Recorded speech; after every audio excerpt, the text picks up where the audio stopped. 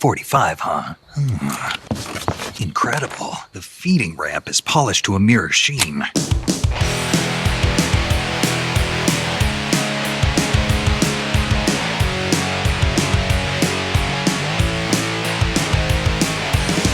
Hello and welcome to Core, everybody. We are here to talk to you about video games. I'm Scott Johnson with Beau Schwartz and John Jagger. Hello, gentlemen. Happy 10th anniversary. Oh, shit.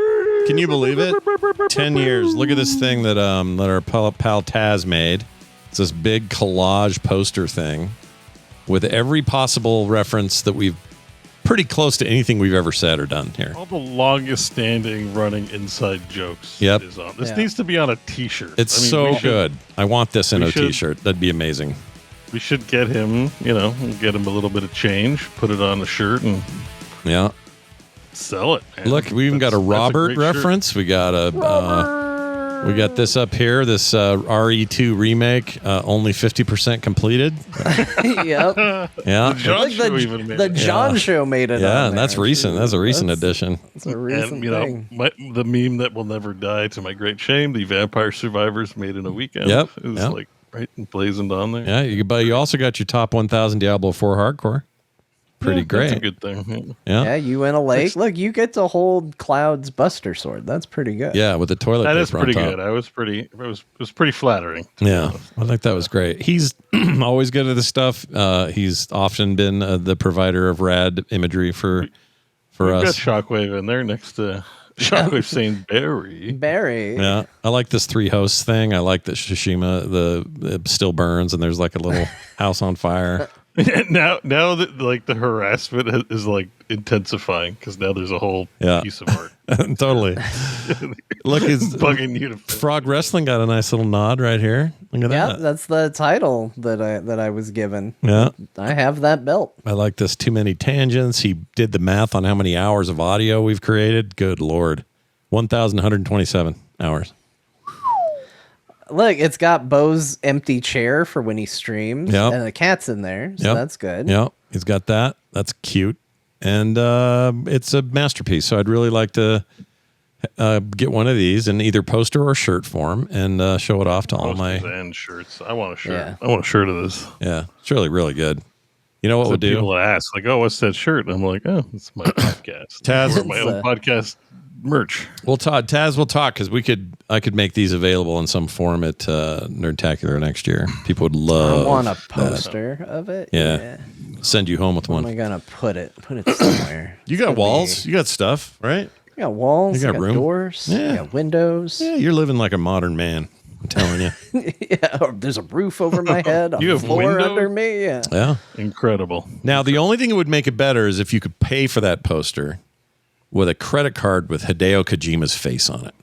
What is? Oh, I'm putting this up here. I tossed that in, and I moved it. We're jumping to it. Okay, I didn't see that. I don't. Yeah, I moved it because I think this is hilarious. Beau reminded me of it. I heard about it earlier this week, and then I promptly forgot.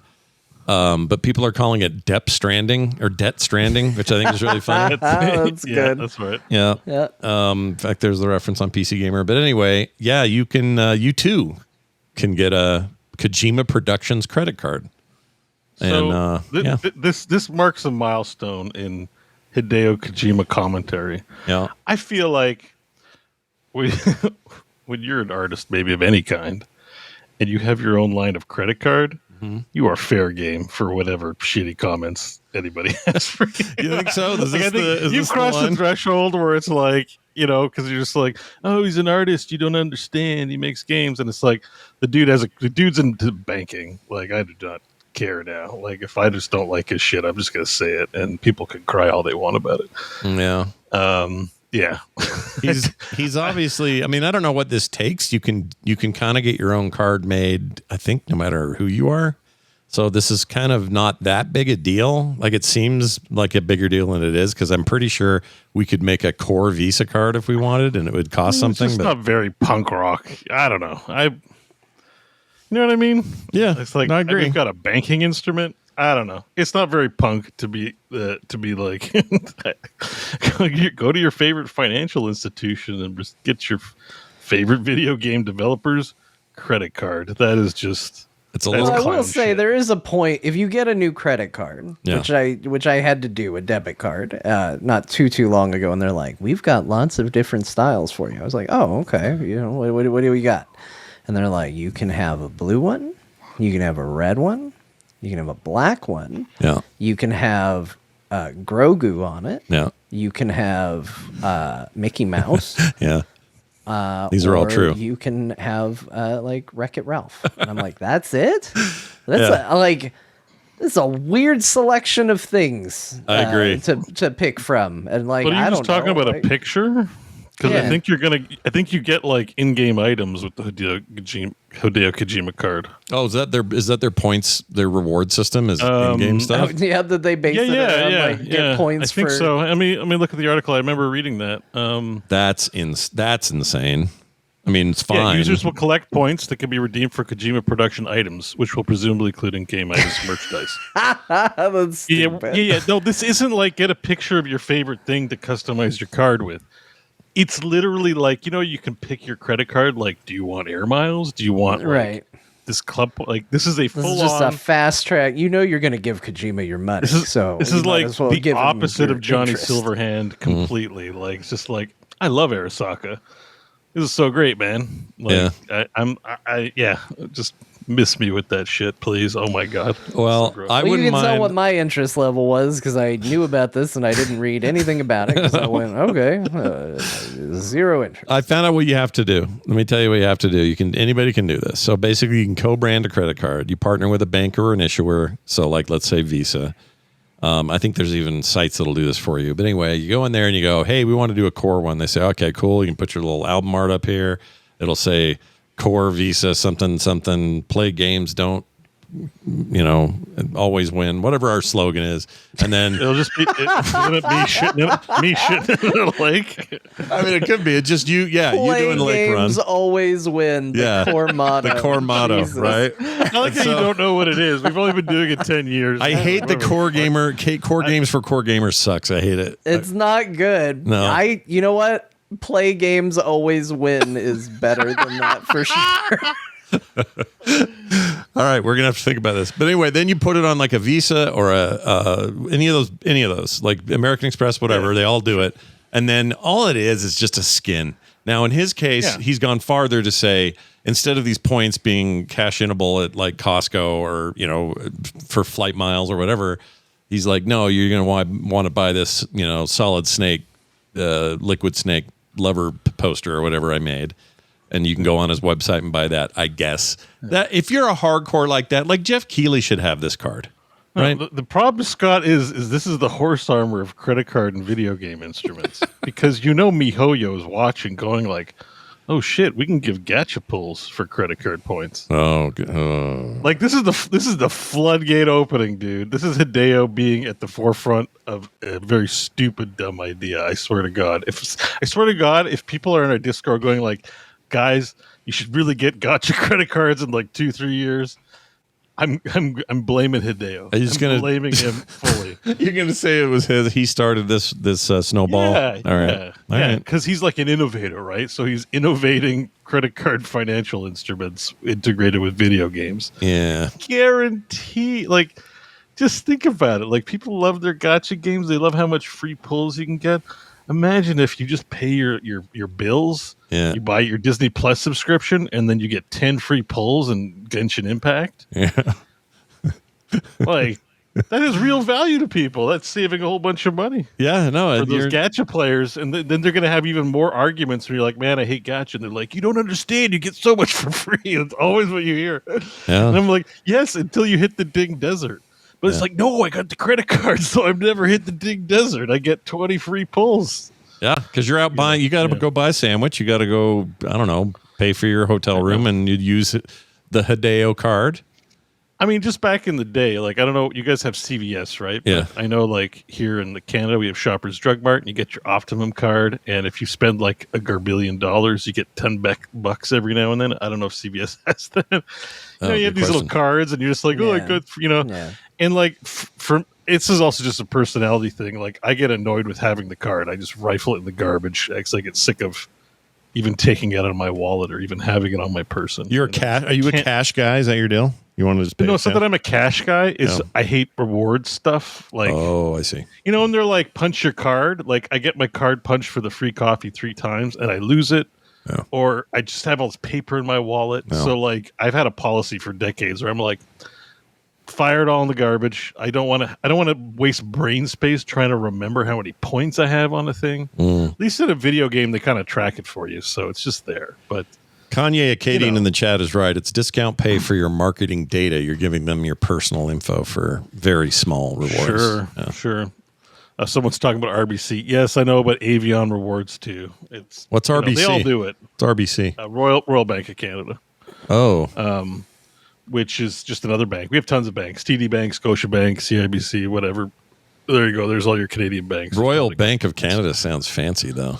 Royal. It does. But sounds like they got the money to protect my money. Right. But, you know, like all of these they all have, it's common with credit cards. Like they all have programs and points and all that bullshit. And it's better than a kicking the arse with a frozen boot.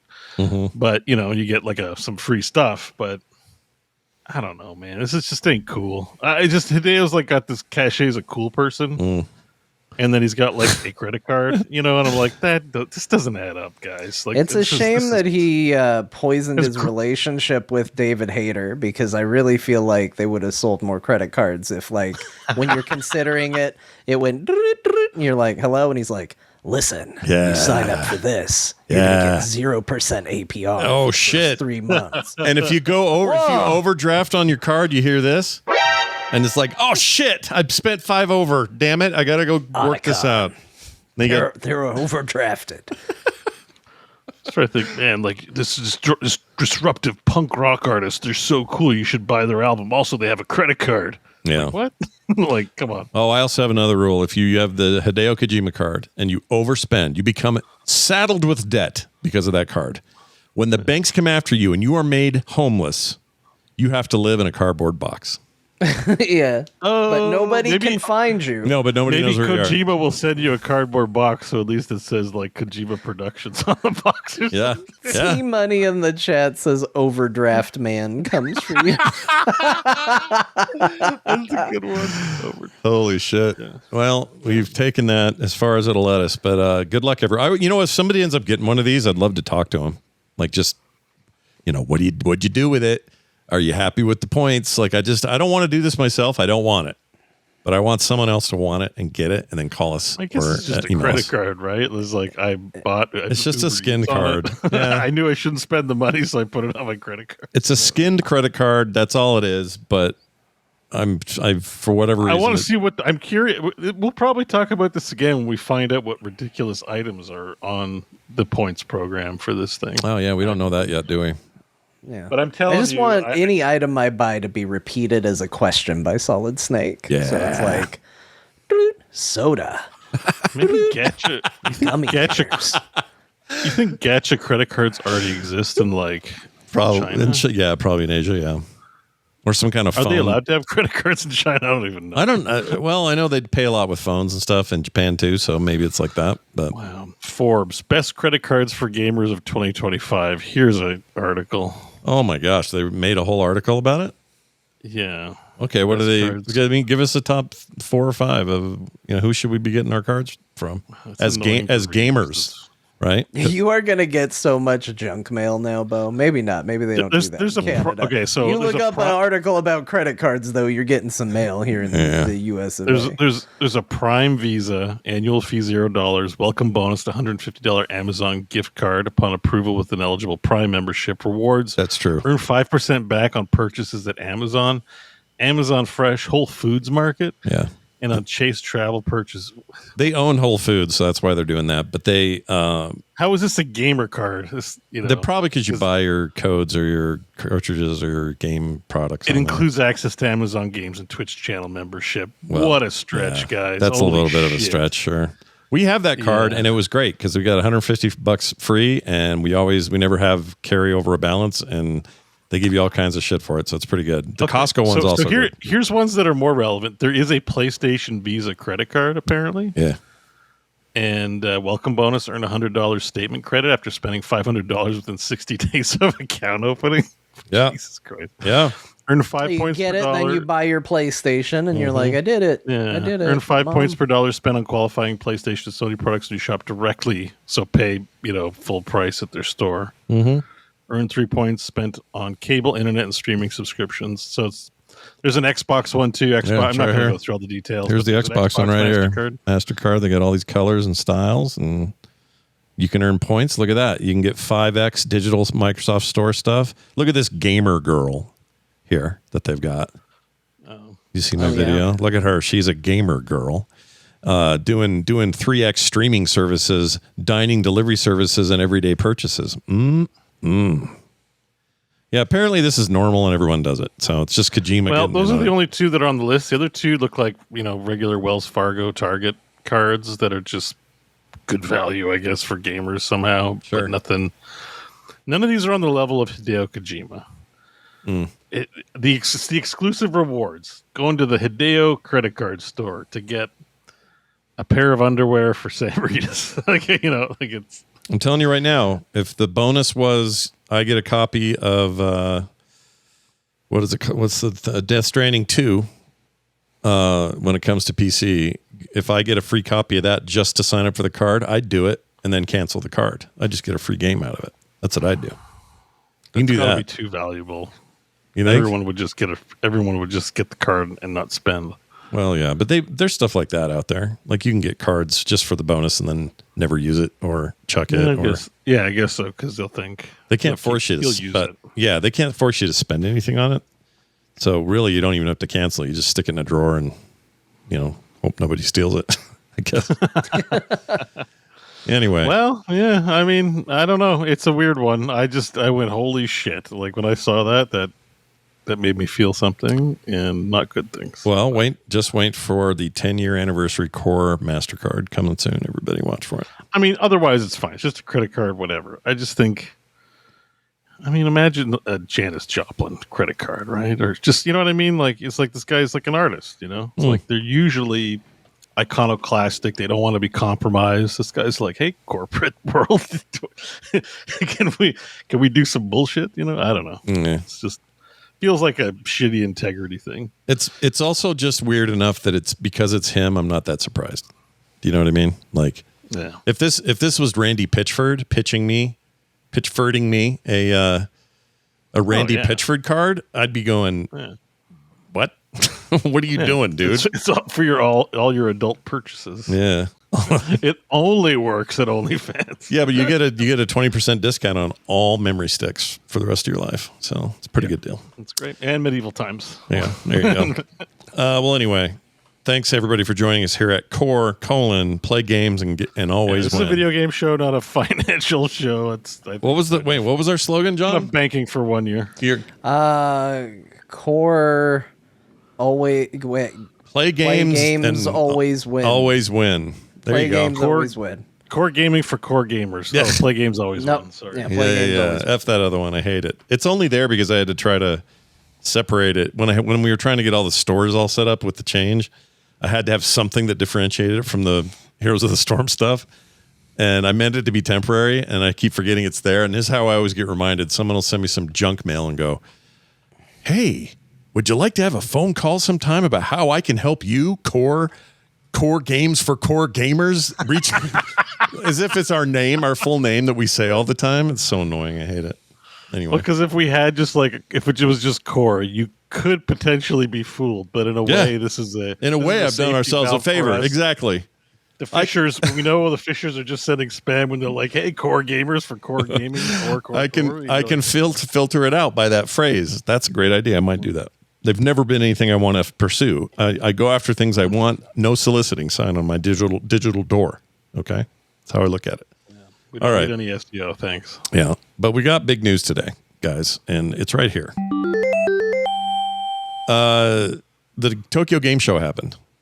And that's usually a pretty big international show every year that it happens. And probably the biggest thing to come out of it. Sorry to talk about him some more. But Kojima. Let's go ahead. Yeah, Kojima's got about his stuff. He's got a brand new game called. Oh, one quick thing. Sorry. I meant to show this earlier. I have to show it now. Apologies. This is a short video of me playing Metal Gear Solid Delta, the new one. And this is me seeing a thing I'd never seen because I'd never played this game before. And I just thought you guys might enjoy this because this is the most Hideo Kojima thing I've ever seen happen in a game. I feel like I know exactly. You might know what it is. So here it is. That's the stance. Yeah. I don't think so. Is he grabbing her boob? A female spy? What? Hold on a second. He just grabbed her boob. All right. There you go. Anyway. He grabs a lot of soldiers, men and women in that game. Oh, really? I guess his eyes must be bad. Yep. Well, it's Revolver Ocelot. That's how he checks. And you think Ocelot would have better sight? Well, no, his eyes are actually fine. It's just he uses it as an excuse to grope boobs. That's what I think. Yeah, I thought he was going to do the crotch grab. You didn't so know. I was not the scene I thought it was going to be. The way to get away with groping boobs is to pretend you're blind because we know blind, then it's excusable, right? Like, oh, you grabbed me. And it's like, oh, sorry, I'm blind. I just needed to check. And people go, oh, that's okay. Right? I didn't know there was a crotch grab scene in this. So that's to find out if it's a man. No. Well, this is, I'm just trying to learn how Hideo sees things. Well, he likes to push the boundaries. Put it that way. Yeah, and have credit cards. No, nobody should be touching anybody. It's wrong. I'm just making jokes. That's right. But why would Revolver Ocelot do that? Is he a pervert kind of guy? I don't know. Well, you're playing a video game. He's a bad guy. Bad guys. He's one of my favorite bad guys do in stuff like that. He's one of my favorite bad guys in games, but I had never seen the side of him because I hadn't played 3, so this was news to me. Yeah, young Revolver Ocelot was a problem. Yeah, he's kind of a prick. Yeah, he definitely has a couple JPEGs up on Twitter these days. Well, in 5 he doesn't do that because my understanding he's in 5, right? He's like your friend in 5. Right, yeah, he's your buddy. He's your buddy in 5. He's like doesn't give you a friendly little ball tap. Like none of that. No, never checks my gender by grabbing my teat. But he reminds me of Sid in a weird way in all the Final Fantasy games. Sloth? Oh no, because Sid just shows up, but he's never the same.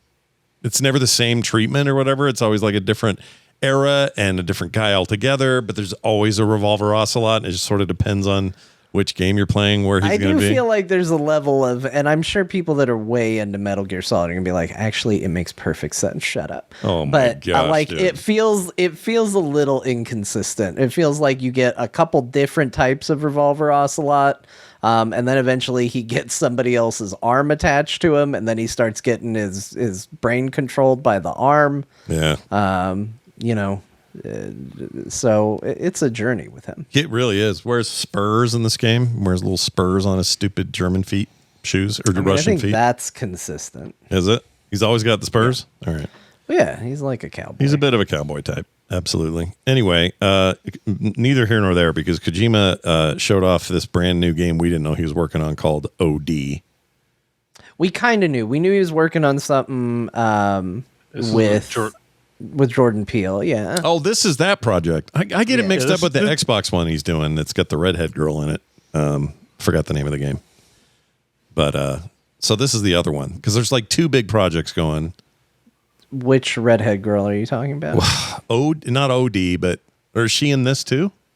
Yeah, you're talking about the girl from It and the Dungeons and Dragons movie, right? Yeah. Yeah, this is that game. Oh, this is that game. She's in this trailer. This is that girl. Oh, all right. Now it's all coming together. There's some other Sony thing he's doing because this is an Xbox related deal or, PC and stuff. It's not a Sony joint, is my understanding.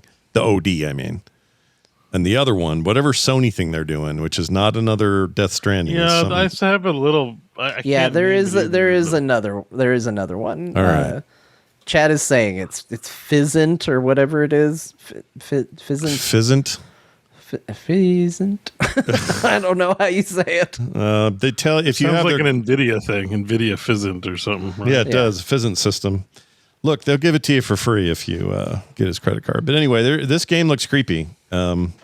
I don't know if they're aiming for the famous Silent Hill demo that turned out to be nothing with Rita spec. What was it? SP? We're allowed to say PT. They're not PT. allowed to call this PT, but we're allowed to say it. Yes, this is PT. So OD is PT. Yeah, this is like, okay, we didn't get to make that game, so now me and someone else are gonna make this, because this definitely feels PT inspired. Okay. Well, if that's Like, what he's up to, you know what? That's great. Let's do that. I think horror actually lends itself very well to Kojima bullshit. Yeah, I do too. And Like, I think it is a very good realm for him to play in, and PT is kind of got cult status in a way, partially because you can't play it, but also partially because it was really good. yeah. So maybe this game will actually come out, and that would be really nice. Is it going to be a light little kids' heads on fire simulator? Because so far that's really what's going on here in this trailer. Here. Well, there's worms too. Maybe there's fishing. Yeah, in the there's game. worms, Oh, and yeah, then there's this guy worms. comes up, and she gets like a carpet wallpaper pattern on her body. Yeah, yeah, and that looks like a rug, like a nice rug you'd get at TJ Yeah. Maxx or something. Yeah, Yeah, she becomes a rug, and she's very scared. I like her a lot. By the way, she's great and stuff. So, sign me up. I'm ready to go. Not really. I don't want to play this, but Yeah, no, you're gonna get signed. Sign me Scott. up. That's gonna probably happen. I like that your words before that were "sign me up." I'm not going to play this. yeah, somebody do Udo Kier. I like him. That's I know who that is. It's an actor. Anyway. Good stuff coming out of there. That was really the big thing. But there's some other stuff like Capcom. Let's talk about them. Hey, Brian. Hey, who was I going to ask? John, what do you think about a new Mega Man? You want a new Mega Man? Yes, Brian. Brian is in the chat. Oh, is he in want there? Brian's thoughts on Capcom. I'm sure he could. Yeah. What do you give them think? to What do you think of the state of all things Mega Man, Brian? But while you answer that in the chat, John, what do you think of Mega Man coming? More Mega Man. The Capcom stuff was a little, not an insane amount of stuff got announced. They're putting Sea Viper in Street Fighter 6 Yep, if you're there into she Street is. Fighter 6. Yeah. Sea Viper is a cool character from Yeah. their history. They're doing the Mega Man Star Force Legacy Collection. They're slowly putting out every Mega Man game in a Legacy Collection. This is one of the Mega Man series I've played absolutely none of. It's the weird network ones. This is like the follow-up of the Battle Network ones. Oh, okay. And I played Battle Network. I actually kind of liked Battle Network, but I never played Star Force. This is Okay. not one I ever did. So I don't know. As a Mega Man fan, I might still buy it and one day get around to it. I don't know. But there's that. They showed more of Pragmata, which actually is starting to look kind of cool. Mm-hmm. It looks weird. It looks like arcadey, but I'm kind of weirdly coming around on Pragmata. I Yeah. think that game kind of looks okay. And they showed more of Onimusha Way of the Sword, which I want to be excited for, and I don't know if they've gotten me excited about Onimusha Way of the Sword yet. Well, that game. Oh, when will it play? There we go. That game, they did that remake, right? The up-res Onimusha 2, I think. Yeah. And it did not do great. It didn't change the world. People were just a little bit like, yeah, this is an old game and it feels like it, and I don't know, we're not really into it. This at least feels like, hey, brand new game. We're using the RE engine. This is very graphical and very bloody and very intense, and I don't know. I'm not I'm not all over the place to I gotta play this right now, but I would, this looks interesting to me from what I Yeah, saw. we'll see. We'll see what happens when it comes out. It depends if it has a compelling audience that are happy about this. I just think Onimusha's had its moment. So for someone who's played it in the whatever it was, PS1 or 2 era, I guess. PS2. I've kind of, the world's moved on. Why do I care about playing it? It looks cool, but I don't care enough to even try it out. And what's special about it, right? I don't know, It is a good Looks question cool, about but- what is that base? What does the fan base look like for Onimusha in the year 2025 and 26? I don't know. My assumption is they're like, oh, we want to make it an Elden Ringy kind of thing, or are they just going back to the original formula? I don't know what the pitch is on Yeah, on it. I mean, back in the day, I always thought of Onimusha as Resident Evil with swords and samurai, which was a little bit of an oversimplification. It was certainly different than that, but it's kind of how I viewed it. This doesn't look like that. Wasn't that also I may be confusing this, but they shared a game director, like the Onimusha stuff came out of that same dude or something? I don't know. I may not remember that right. Yeah. There was some connective tissue there besides it just being Capcom, but I don't remember what that was. Oh, maybe it was that Devil May Cry and this were the same producer. Anyway, whatever it is, the way of the sword, baby. That's the only way to It might go. be amazing. Like, Loki looks kind of interesting, but I don't know. There's also a free Phoenix Wright Ace Attorney trilogy update on the way, and my daughter's losing her mind because she loves that series. Yeah. So she's very excited about playing this. She's been streaming this with her friend, and they're going to put in some free stuff. So, objection, I do like Phoenix Wright. Yeah, he's great. I got that trilogy, and it's surprisingly good. I like it way more than I thought I was going to. Same. I kind of miss the jaggedy looking GBA graphics, but Yeah. it's a small thing. And getting a nice widescreen, much more readable screen, like all that stuff's good. It's just, I don't know, that art translates a little better when it's retro. And in my humblest of opinions, very humble today. All right, what else? Well done, Scott. We're proud of you. What do you think of the PlayStation State of Play? We got a bunch of stuff there. Everybody wants to focus on Wolverine. We'll talk about it because it looks awesome. Yeah, like PlayStation, we'll save it for the end. Yeah. Well, let's talk first about the Returnal sequel that isn't an actual sequel. It looks pretty nice, though. What do you think of this? Saros. Yeah. I saw this and I was like, I didn't play Returnal. And again, they aren't going like, it's Returnal 2, but they literally in the talking about it were saying, following up from what we did in Returnal. Like, this is basically as much of a Returnal sequel as it can possibly be.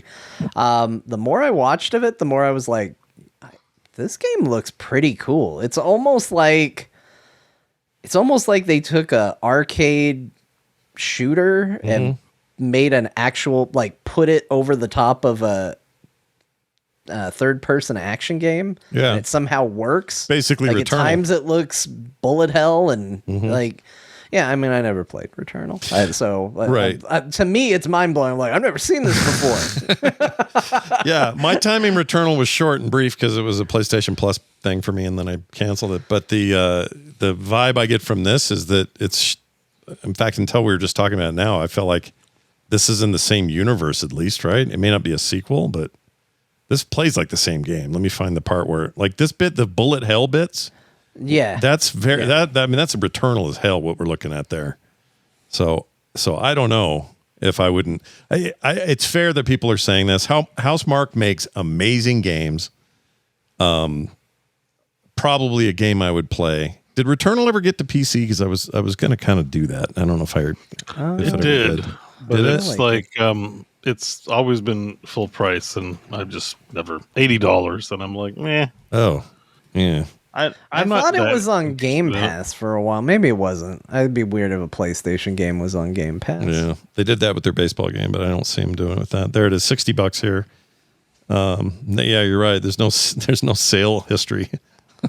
Well, it's on my wish list. So if they ever put it on sale, I'll know. Yeah, I had the thought, but I'm like, I don't know. There's like a lot of games that just never like crossed the threshold for me to be like worth even spending time on. Yeah. Like, I don't know. You might like this though, because it reminds me. Why is this better than Hades? Like it's just. Yeah. Well, yeah, but this, I don't know that they're trying to do something Post different. the Criterion Collection gamer. He's like, please bring me only your top level of experience. No, but I don't like playing make like the 8 game. versions of the same game genre. Like it's just like why is this one I gotta play? Right. If they're all roguelites, they all kind of do the same thing. I don't need to play every iteration. Well, if there's Like ever Vampire been Survivors, you don't need to play all 5,000 of them if you just like a couple. Yeah, that's all. if there's ever been a saturation of subgenre, certainly roguelikes has the crown. I think. Yeah, there's plenty. Like, So much. Yeah. Which I'm not. This is not a complaint because there are many games that I consider to be some of my favorites that are in that category. But it can be a I'm not little. saying it's bad or not worth anyone's time or anything like that. It's just like once I've played a couple, then I'm like, I got to play something different. Like I don't. It's not a full-time job. If you like one genre, it's not your full-time job to play every game in that category of existence. You know what I mean? That's just always what Returnal feels like. Oh yeah, I like this kind of game, but I got ones I like, and I don't know. What was that game that What was the game Housemarque made that was like Defender, side scrolling but also all 3D, and it was like voxel graphics, and it came out with the PlayStation 4's launch. And I cannot remember the name of that. Resogun. I know what. Yes, I liked that game. I loved Resogun. I love that. Those guys have never made a game I didn't enjoy. They make great action shootery games. The one on PS3, which was like a sphere, they were trying to compete with like Geometry Wars, but it was like a planet and then kind of asteroids too, because you blow up a bunch of asteroids. What was that called? Can't remember the name of any of these games, but they're all good. I don't remember. They're all good games, so good for them. They made a zombie game once that nobody played that I really liked. Like, couldn't tell you the name of that one either. I don't even remember the name of this new one. Saros. Is that right? Saros. Okay. Yeah. I like that on my salad sometimes. What else? We got zero parades for Dead Spies. This looks like Disco Elysium, and I think that's probably a good thing. Yeah, I can't remember if this is this the studio that the people who made Disco Elysium left, and now they're making a game that looks like it, but it doesn't have the same people, or... Oh, I can't remember. I can't remember what I meant to look it up before the show. I put the note in here to remind me. Honestly, them people make games, like that YouTube channel that did a big investigative report on that all that shit. They did another one, which I watched. Follow up? And I'm at the point.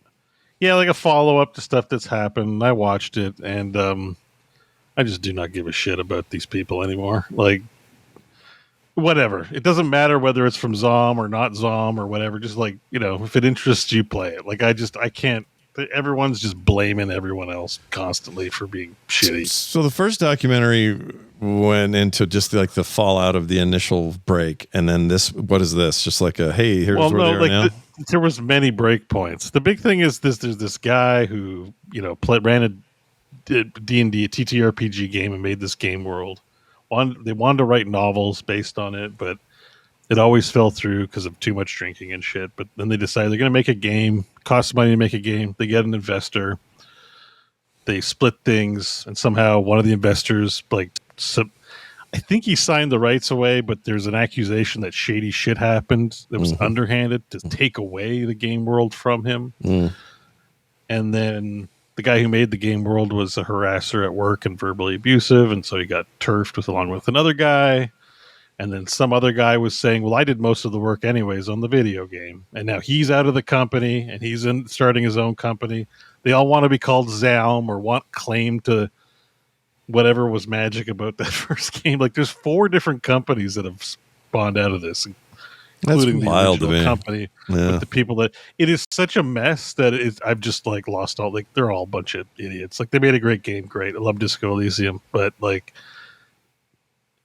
there's nobody there where I'm like, oh, I like this guy. I'm just everyone just seems kind of shitty. They all suck at this point. They all suck. And if you make a good game, maybe I'll play it. I just don't want to think about the people making it because there's just nothing happy. Well, there's nothing happy or hopeful to come out of any of those people. So to answer John's question, I guess we don't know if this is those guys or not. No, this is Zom. Oh, it is Zom /UM. This is Zom. Okay, so, all right. Again, I think Beau's 100% right on this game's going to come out. It looks like this is trying to be a very similar gameplay experience. How much is it tied to people who do or don't work at the company anymore? I don't know. Maybe wait for reviews, and if it's critically acclaimed and beloved and you want to play it, do it. Yeah. And if it's not, don't.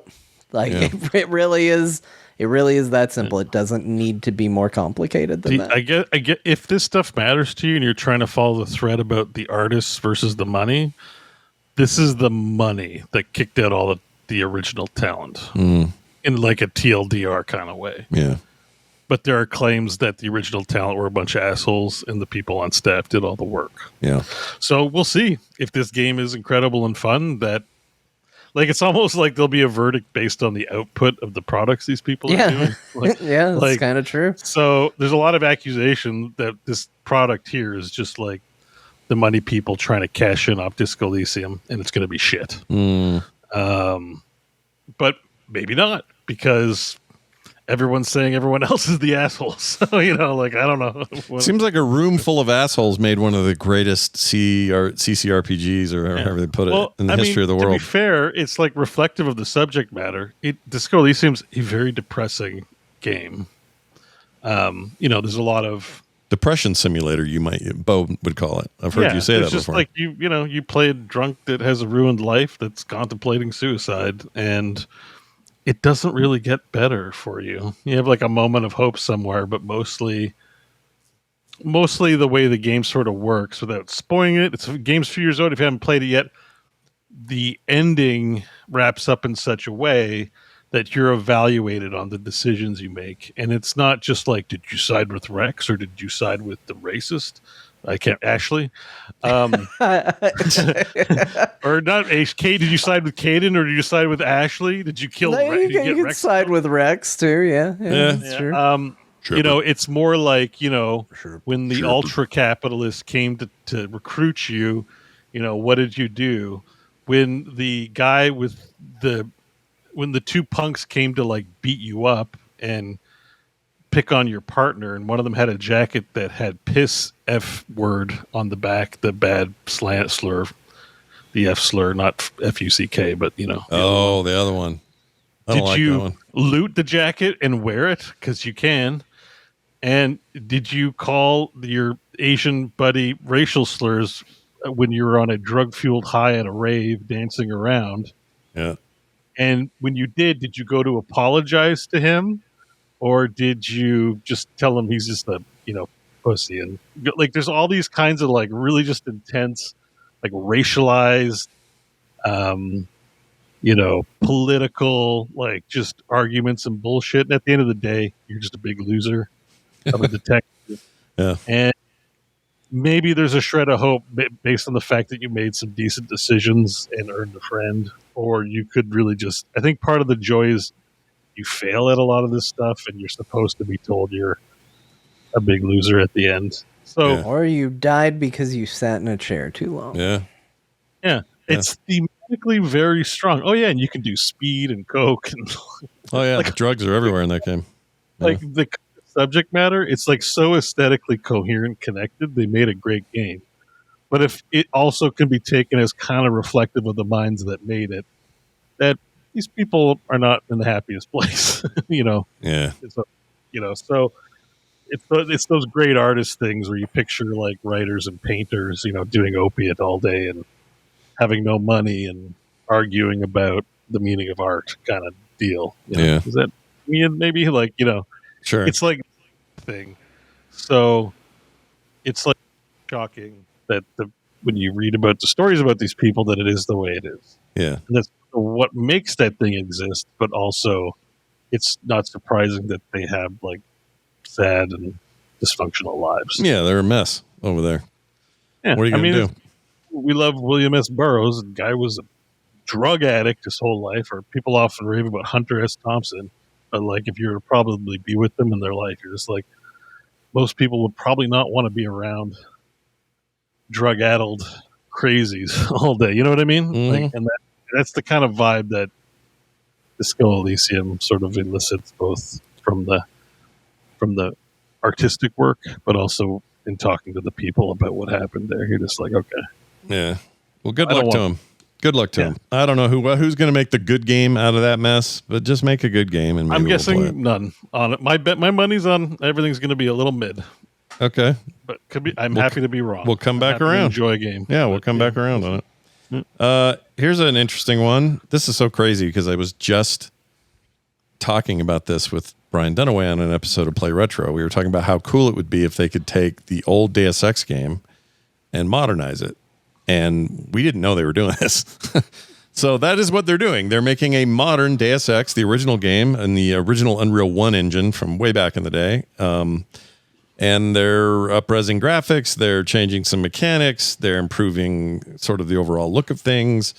Not a whole lot, though.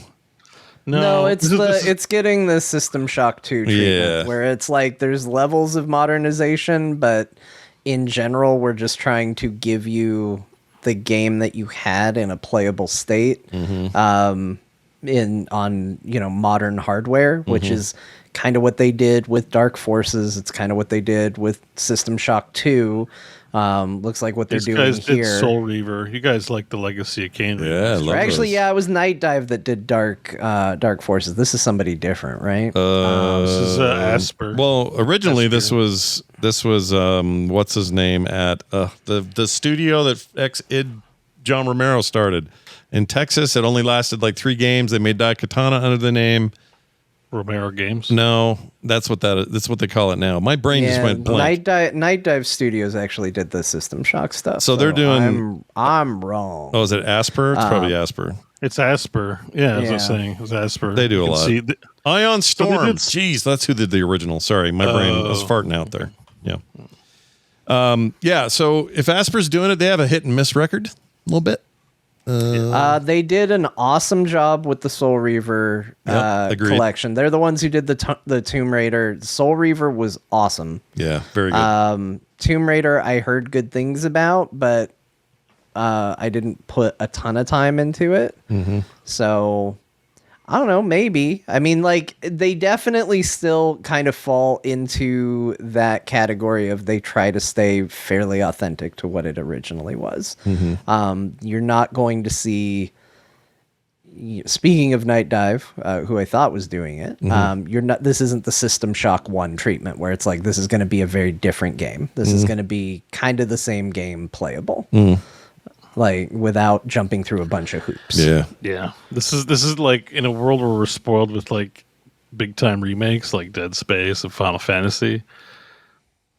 I saw this announcement and I went, "Oh, this is disappointing," because Deus Ex is a big game, and that's all you got for it. You're I just want more, dude. Yeah, It's give gonna me a give new us one. an upres. Like, what's Eidos doing, man? Making another Guardians of the Galaxy, please. I need to know what Adam Jensen is up to in the 3rd installment that never happened. Even if they don't do a 3rd installment, just give it the Unreal Engine 5 Deus Ex remake. Like, they did it with Dead Space. They literally recreated the game in such a great high graphical fidelity with like still keeping the same maps and vibe. It was all bar for bar felt like the same game while still feeling new. But then they chose never to do one again. I think like, the biggest issue is that it's not a proven money maker. That's what I mean. Yeah. Like that Dead Space, like one of the best remakes that's ever been done. It was phenomenal. I think it's terrible that they're not doing it too, but it's considered by EA to be a letdown, right? So that kind of attention, giving that to a game, especially a big game like Deus Ex, it's going to cost a lot. It's going to be a lot of effort. I see it and I go, please do it. I would love to see that. I would love somebody to get behind it.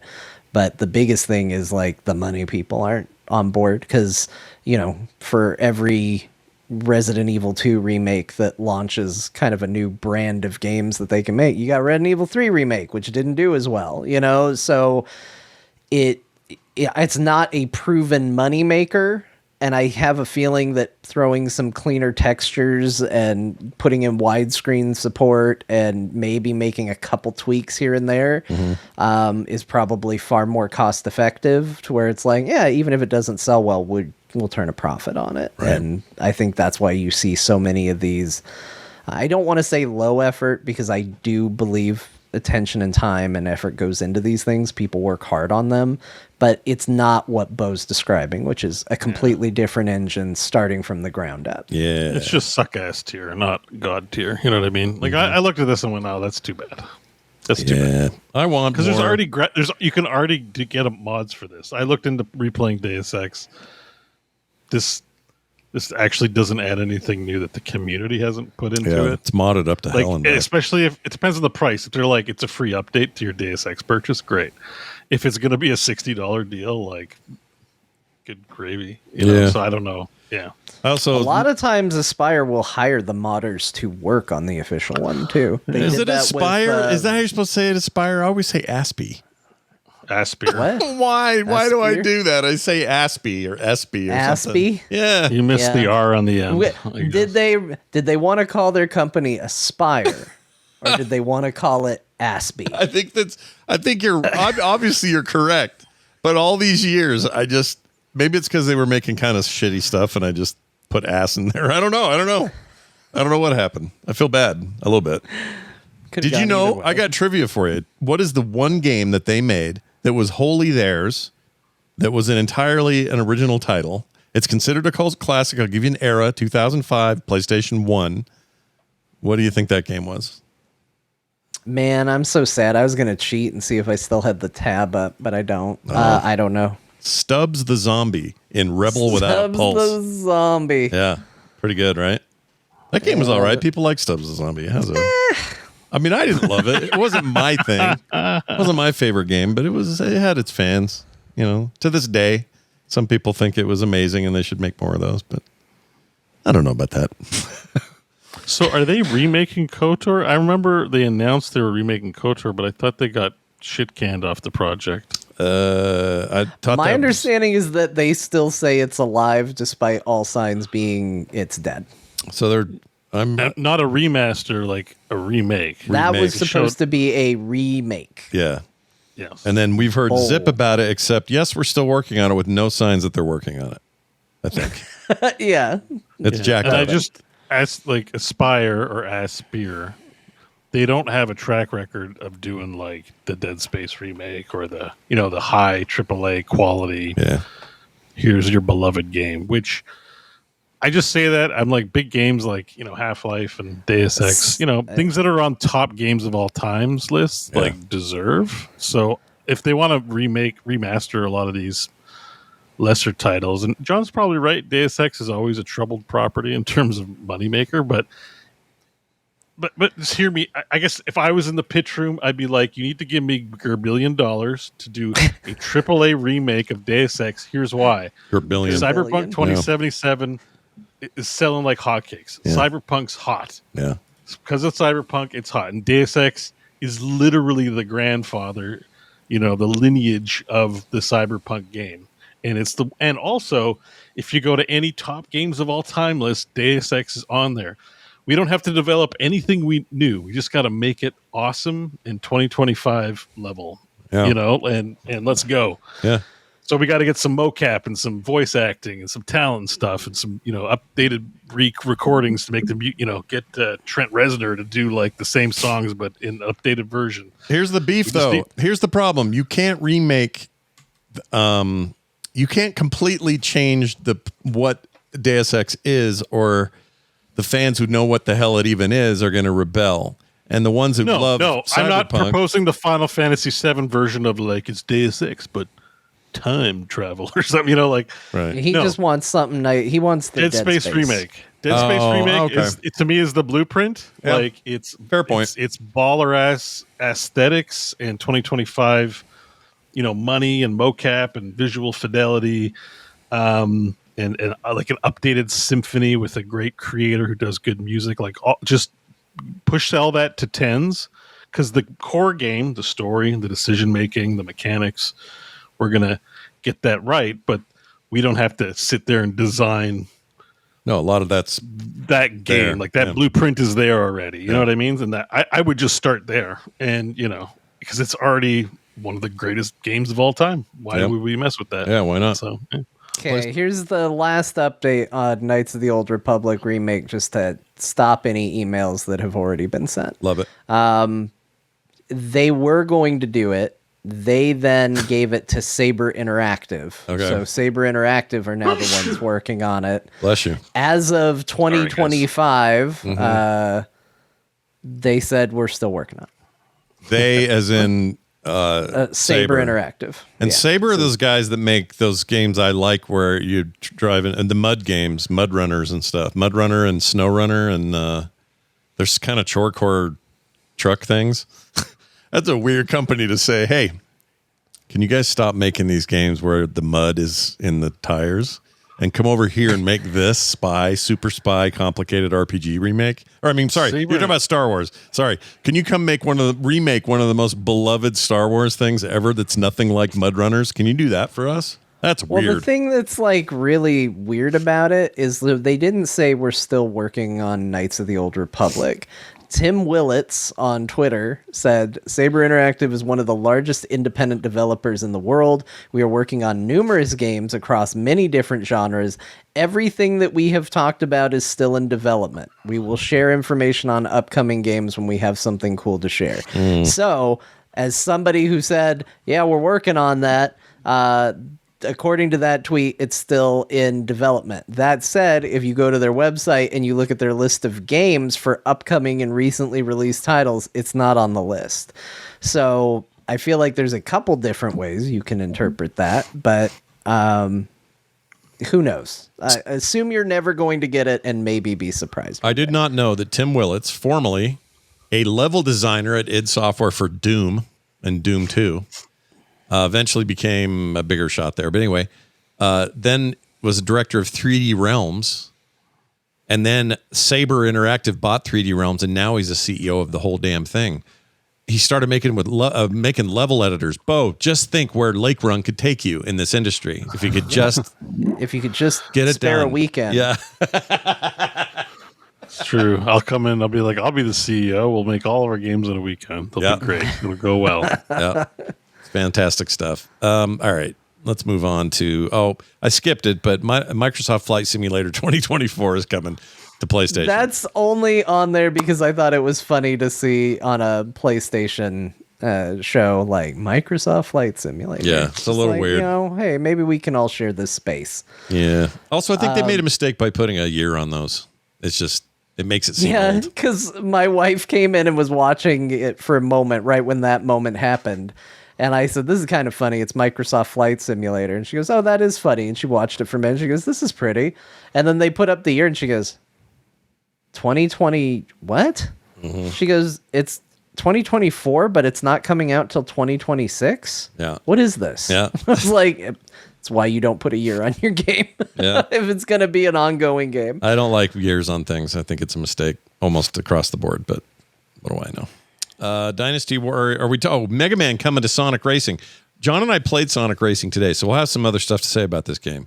But Mega Man coming.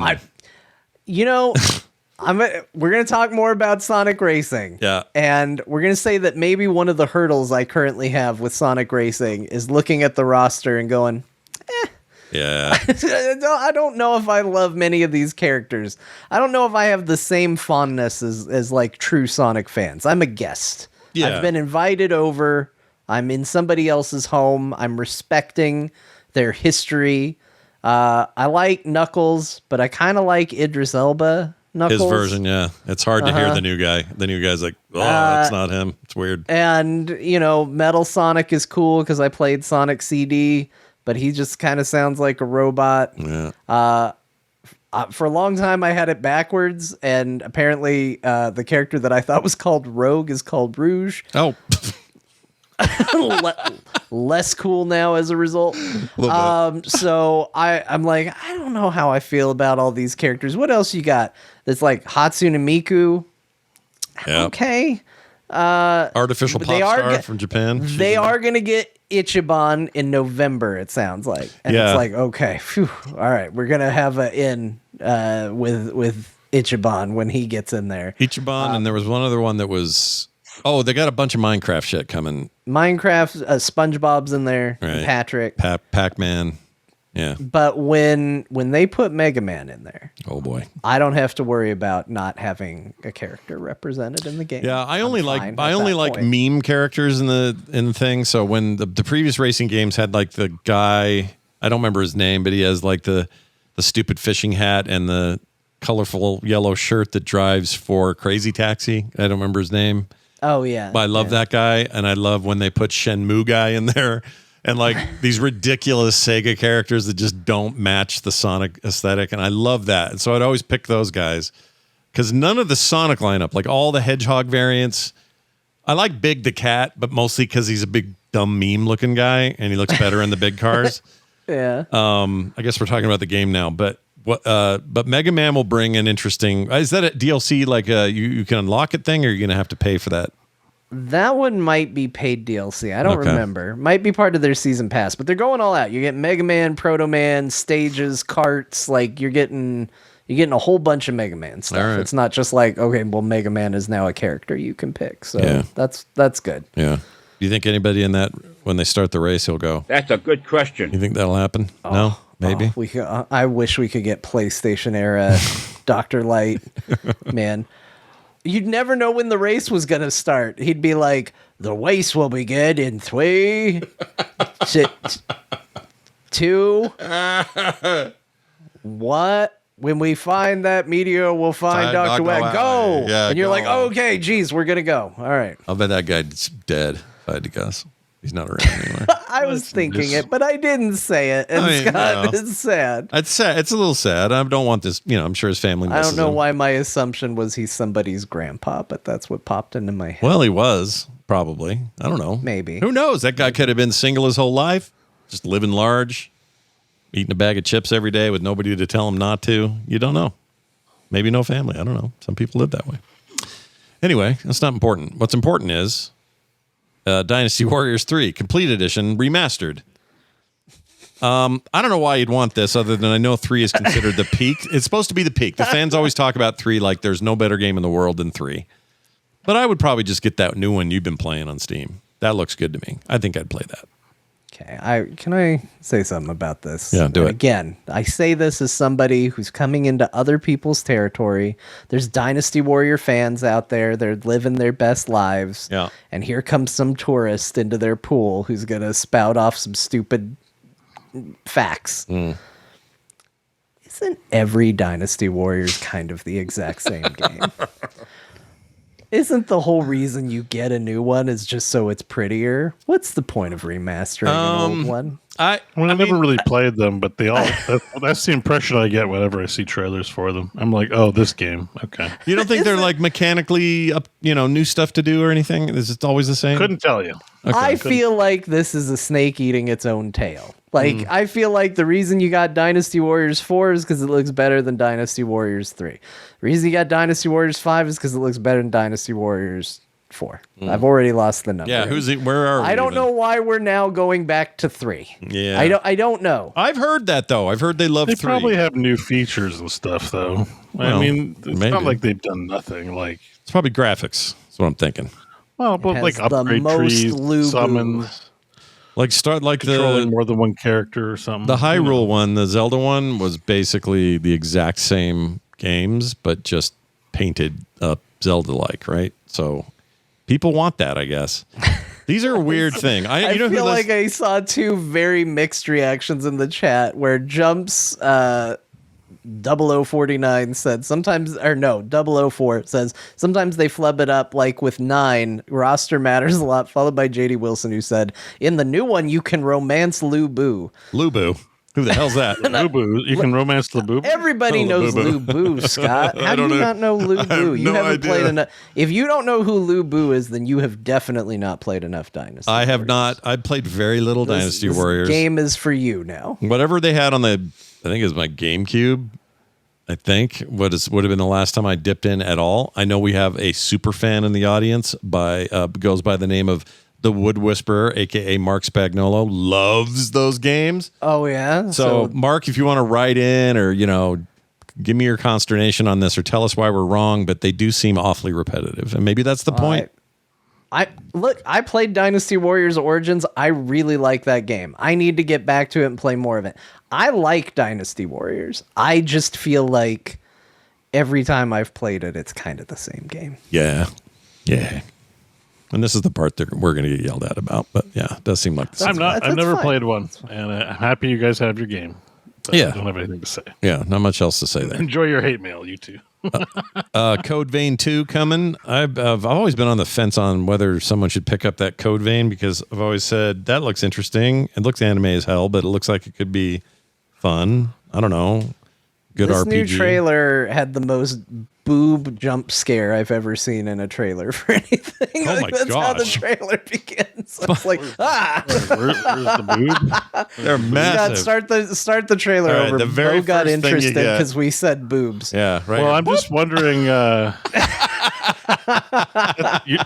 that's not scary. not scary, but a little surprising is, I think, the point, right? It's a little bit, those are ample. I was like, oh, a new trailer. This is like boobs. See, I like the look of these Revolver games. Ocelot would have to touch those to check. To know, yeah, probably. Kojima would insist on it. A surprise, to be sure, but a welcome one. I really liked whenever I saw just like how the old one looked. I really liked it until the character faces came into view, and I thought they were weirdly simplified compared to the rest of this cool world.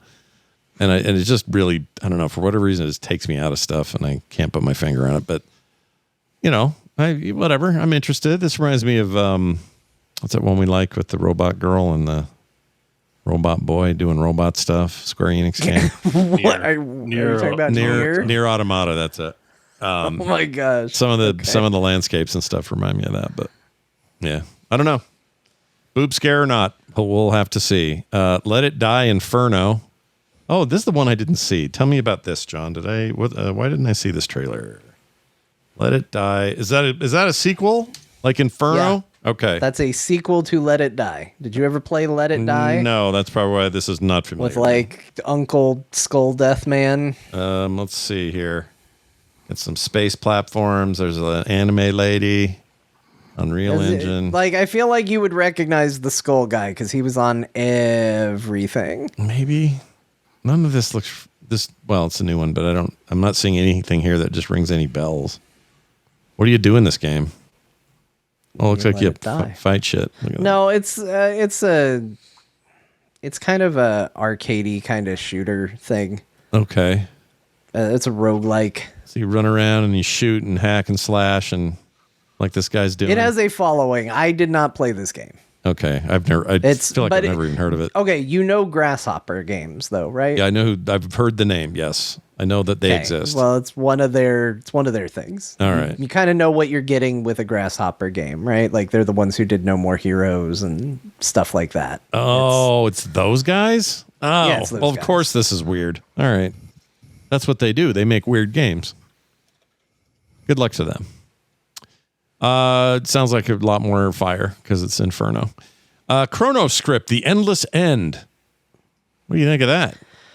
I think this game has an interesting look that hurt my eyes. Scott, you are an art man. Yeah, this was hard to explain. Here, I'll show video. What is your takeaway on this? Because I looked at it and went, "Wow, this looks really cool." And then I watched the gameplay for a while. I was like, this looks really hard to see, but it looks like a Metroidvania of some kind of going for that Hollow Knight, but whereas Hollow Knight does a lot with a little, this does a lot with a lot. It's like a lot on here. Yeah, the world seems to be made of like books and I don't know, like I don't know how to describe this art style. It's almost like it's cut out paper. Moving around, kind of, that's what they're aiming for, I think. Not paper mache, I don't know what the word is. It's wild looking. I don't know how to describe it, but this looks like a game I would play, or I would be very interested to see sort of what the hell's going on here. But there's a lot. Look at that. Like, that's a mess. It looks cool, though. So it does look cool. The Endless End. The Endless End. We're going to find it. Yeah. No one accuses me of having an endless end. I can promise you that. I have no butt. Pulse. Oh, PlayStation are doing some speakers. Hey, Beau. Let me throw this to Beau. Beau, do you want the Pulse Elevate wireless PlayStation speakers? What? I don't know what this is. Tell me you want these because I need to see Pulse Elevate. Yes, I saw these. These are new speakers. They're wireless. You can use them with your PlayStation. Obviously, anything else. Are you just trying to troll me? No, these are for real. I've never used my PlayStation. Well, that's true. But you could use them for anything. You could hook it up to PCs or, whatever you want. Yeah, the idea is that it has a little dongle so you can they're wireless speakers so you can move them from like, I want to listen on my PlayStation right now. It's actually not a bad product for me, although I've already bought enough stuff to undo the usefulness of it. Mm-hmm. But I got a wireless speaker. It's kind of nice sometimes when I'll put if I'm doing dishes or something or cooking, I'll put the speaker on and, my phone will Bluetooth in. Yeah. And that's fun. I like them. Like I don't mind them. I like those kind of speakers. If the price is right, They seem nice. Did they give us a price? If there's extra cost, I'm not. I did not picky, see but- a price, but they did use the word AI in their trailer, so I would assume expensive, because right now you don't use that word unless you want to charge for it. Let's see if I can find any reference to. Oh, use it with your portal. That's cool. Yeah, I mean, that's the whole idea, is that you can kind of semi-seamlessly connect it to multiple devices. So you go, all right, I'm going to sit at my desktop for a while. I'm going to play for a while. Okay, I'm going to go over here and play, on the TV. I'll just pick up the speakers and move them. It seems like a kind of interesting solution to a speaker problem if you're gaming in a lot of different places. Yeah. But before buying these, I'd be doing research on all the available products. Oh yeah, you should. There might be something for half the price that's twice as good by Audio Technica or something like that. Like because you're shopping for speakers, not consoles. So why do I want the PlayStation one? Yeah, you do some shopping around. They're using that proprietary connected thing. So someone Omega 9 in the chat made a good point. And the reason they can do this is because they're using that proprietary connection. That's why you need a dongle for other stuff. But that means as close to zero latency as you're going to get on that wireless audio, and that's a big deal. But there are competing products that will do that also. So Beau makes a good point. I don't know what they would be, but I'd be doing my research before. I wouldn't just be like, it's PlayStation, I have to have it. Yeah. Unless, I played a lot of PlayStation, and it seemed like a great idea to have another accessory for it, which is not going to be the case for me, but might be the case for somebody. If you were steeped in the PlayStation ecosystem and you needed speakers, of course you would probably look at these, because I'd still do research, but maybe they'd bump higher up. I'm pretty much sure I'll find something better that isn't PlayStation, guaranteed, probably. But I found an answer on the price. It has not been made official yet, but there was briefly a listing on uncrate.com that had it listed as a placeholder for $329, but that's not been officially confirmed. So it's not terrible, I've heard of worse. If you got a lot of disposable income, fine.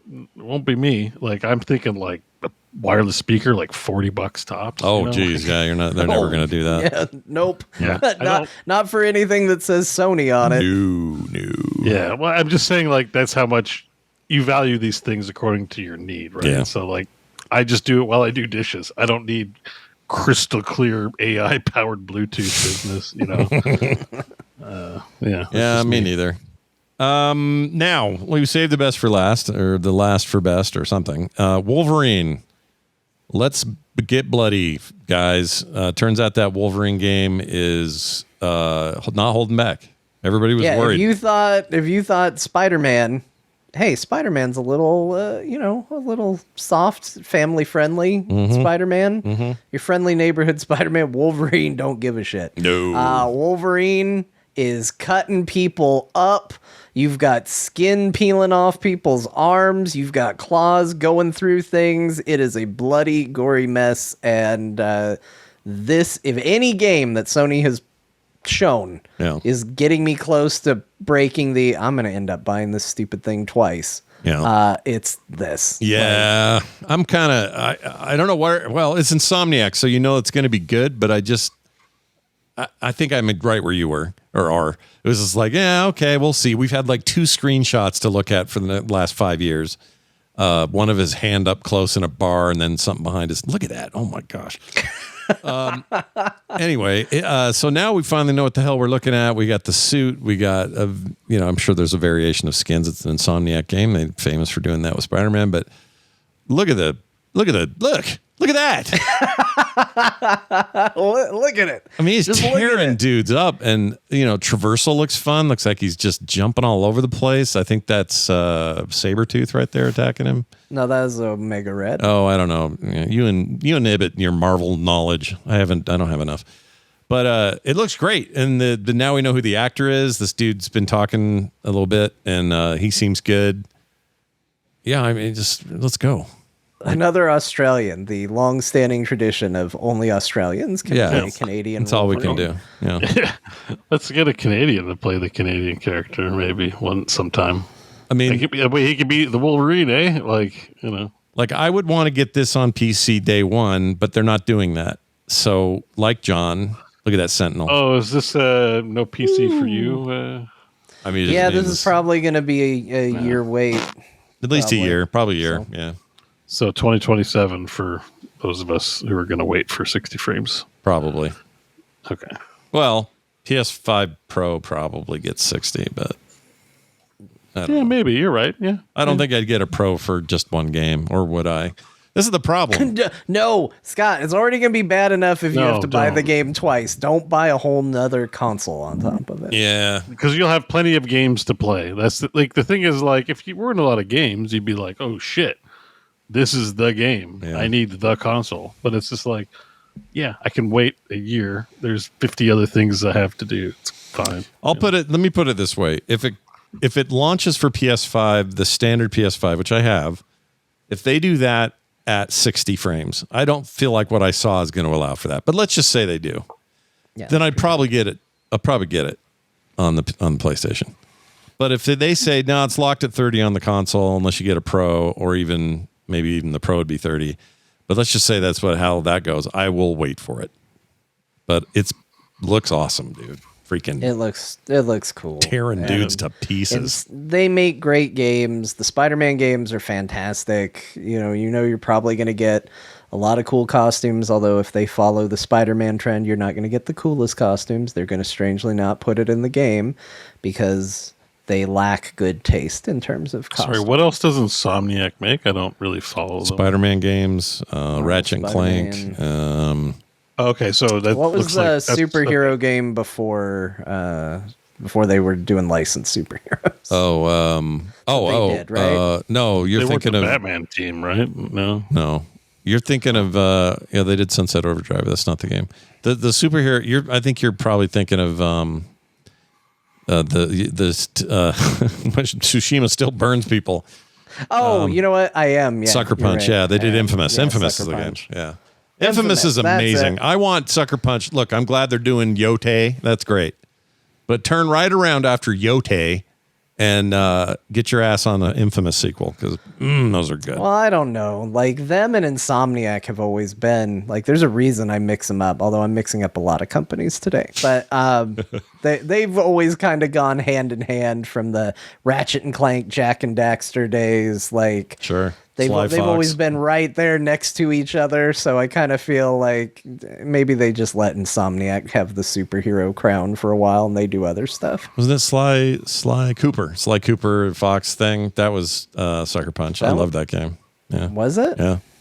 And that competed directly with There Jack you and go. Daxter's. Make another Sly Cooper game. I'll bet you $1,000 they will not do that. They're not gonna make another Sly Cooper. No, I think I don't know.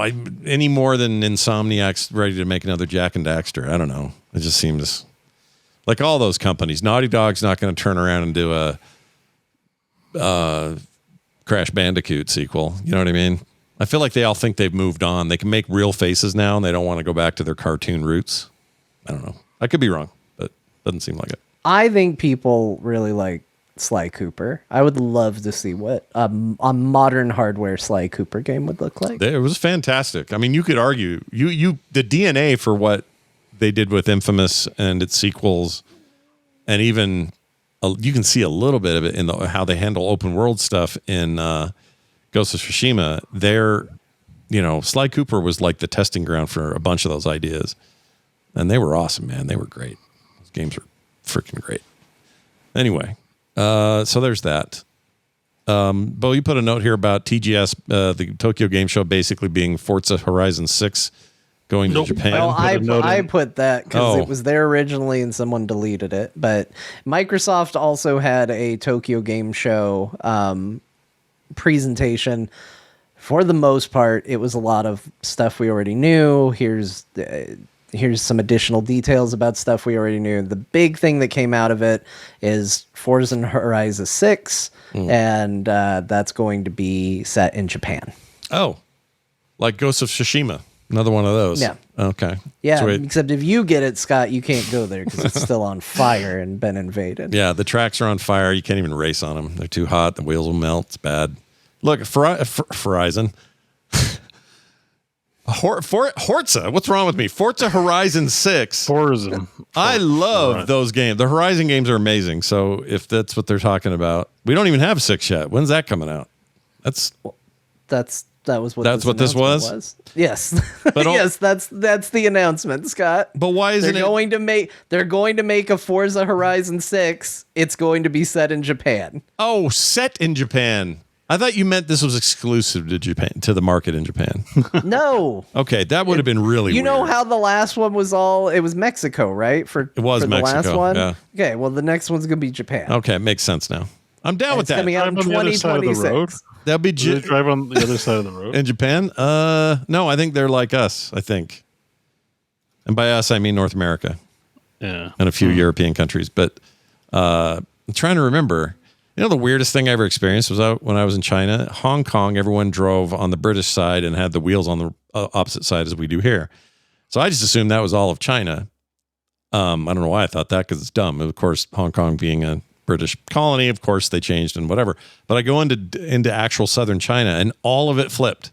The cars you couldn't drive one of those cars across because everybody was flipped to the side we have. It was really weird. Chat room saying Japan is British style. Is it? Okay. I didn't know that for sure. Yeah. Because I think I've watched a few, you ever watch that Living in Abroad YouTube channel? It's pretty popular. Mm-hmm. Sometimes he goes on these cycling trips and you get to see Japan. I'm pretty sure. Yeah. The Japanese, left. best thing about that place was when I was in Tokyo was the drivers of taxis were these perfectly pressed suited guys with these awesome white gloves.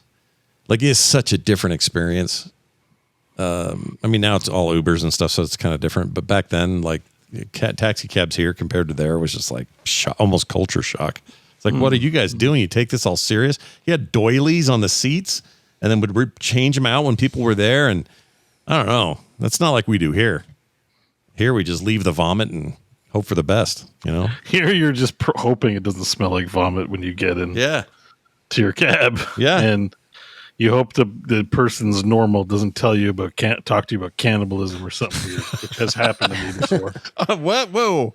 Hold on. Buried the lead. You got talked to about cannibalism? I mean, it was years ago, so I don't remember all the details, but I was running late, so I'm like, let me take a cab into work, right? And the guy picks me up, and he's like, I can't remember the context, but he starts talking to me about eating people.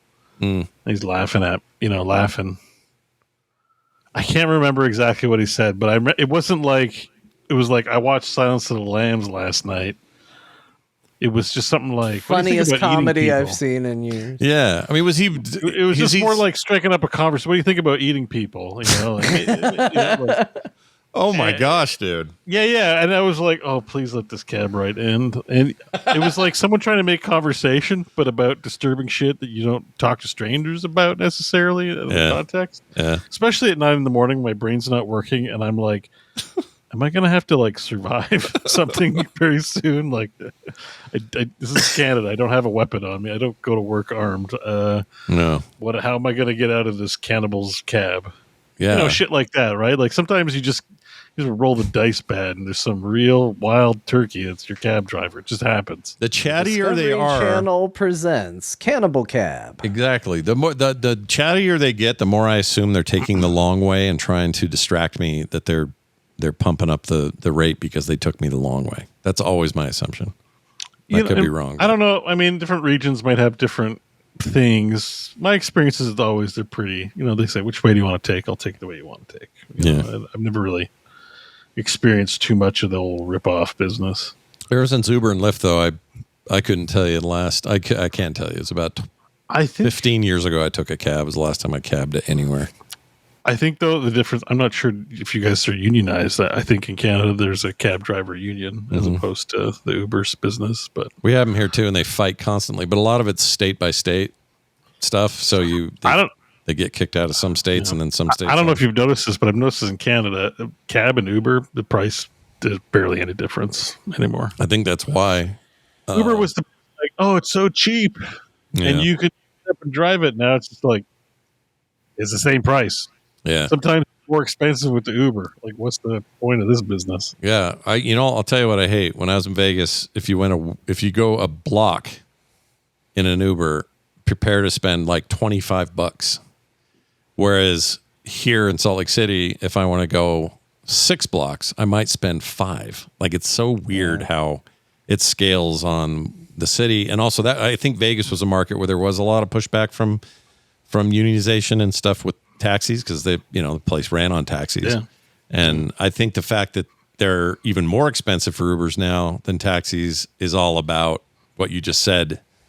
And it's about, well, what do we have to do to make the taxi people happy so that we can operate here? Well, in the end, the consumers are the ones that got hosed because we got no deal out of it. I mean, well, we did get one deal, is that, I mean, the taxi apps work now. Like, we have taxi app. Like, it's not Uber. When it came out, it was like I have to phone the dispatcher to get a taxi. Yeah, I got to talk to Danny DeVito. Now it works the same way. Yeah. I just, I have my addresses saved. I'm going here to here. Click 2 buttons, and my credit card's linked. My Hideo Kojima credit card's already linked to it, so I can get free gacha pulls and Genshin Impact taking the cab. That's literally. Well, I literally have my credit card linked on my phone, so it just worked. It's every bit of easy as Uber. And I know the cab drivers at one point, because they also have to pay, like, they have to buy their, I'm not sure if it's like a license or whatever, but you end up taking out like a mortgage for the privilege of driving a cab. I don't know if it's like that in the States, but it's like $100,000. Like, it's really expensive. You can't just drive a cab. Mm-hmm. You've got to like buy, I can't remember what it's called, just like a thing. Yeah. A license or a thing that you pay off over a long period of time, hopefully before you get deep vein thrombosis from sitting all day in a taxi cab. But then you get big boss bucks for spending it on the Hideo Kojima card. That's what they're going to call those. Yeah. Big boss bucks. Yeah. Good luck to you. But anyway, sorry, we got distracted. I don't remember. Oh, the medallion, right. You got to have the medallion. It's like Mary McCheese says in the chat. That reminds me of, it's like John Wick kind of. They got to have that thing, or else you're not allowed into the Continental. Yeah. It's basically a license, I think, that you pay off. And you buy them from other drivers, I think. Yeah, they're limited. They're limited. You can't just go get one. You have to. It's like an NFT. They just artificially, All that to say, I just find the prices and benefit, like there's no benefit now to taking an Uber most of the time. Yeah. And the Uber drivers, like if you're going somewhere that their like auto driver doesn't tell them how to get there, well, they suck. But the cab drivers like know the city usually really well. You're just like this in this place, and they don't need the GPS most of the time. So yeah. Well, there you go. It's just, you got to endure some cannibal talk. Yeah. There is a new Crazy Taxi coming out from Sega next year, so this is on topic. Yeah. We're good. Yeah. Voyager gameplay footage shown. I got a problem with this. I want this game kind of bad.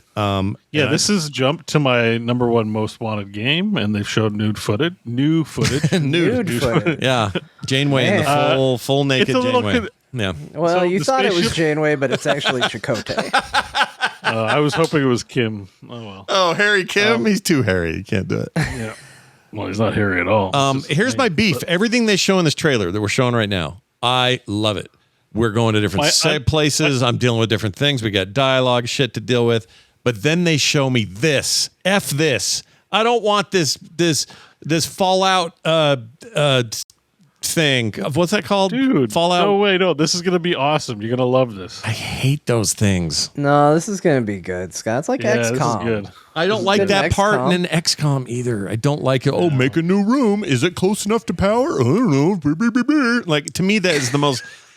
For a guy that likes chorecore, you think I'd be into that, but I don't like it. Well, I mean, it's starship management. These Fallout big, if you want to be the captain, sometimes you got to manage rooms, Scott. We diverge.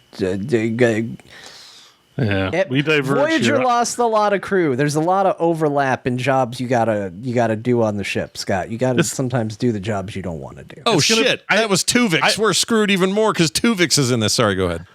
Yeah, I think this is going to be more FTL than it is Fallout. Okay, like there's ship combat, rooms are probably going to get damaged. 10 forward, close the airlock and shit like that. Like I feel like it's going to be, it's a starship simulator. Also, my understanding is it's alternative history in the sense that it's the Voyager show but you make the decisions, not the TV show. Right. Is how I understand it, which is exciting. Yeah. Which is probably the best for a couple of those episodes. Oh yes. Yeah. Well, Can I all decide? Star Trek, Can I really. skip over the Chakotay's spirit animal episodes entirely? Can I not watch any of that? Yeah. He Just kill, doesn't kill get the to spirit go on animal. a spiritual journey. I hate Yeah, those. it says rewrite history. Like, Let's maybe So- not do the episode where 7 of 9 accuses somebody of messing with her, and then we all feel bad for the guy she accuses because he killed himself trying to prove his innocence. Yeah, that was rough. And the Tuvix thing alone is worth, Look, I happen to be a Voyager fan, and I actually think Voyager gets better with age.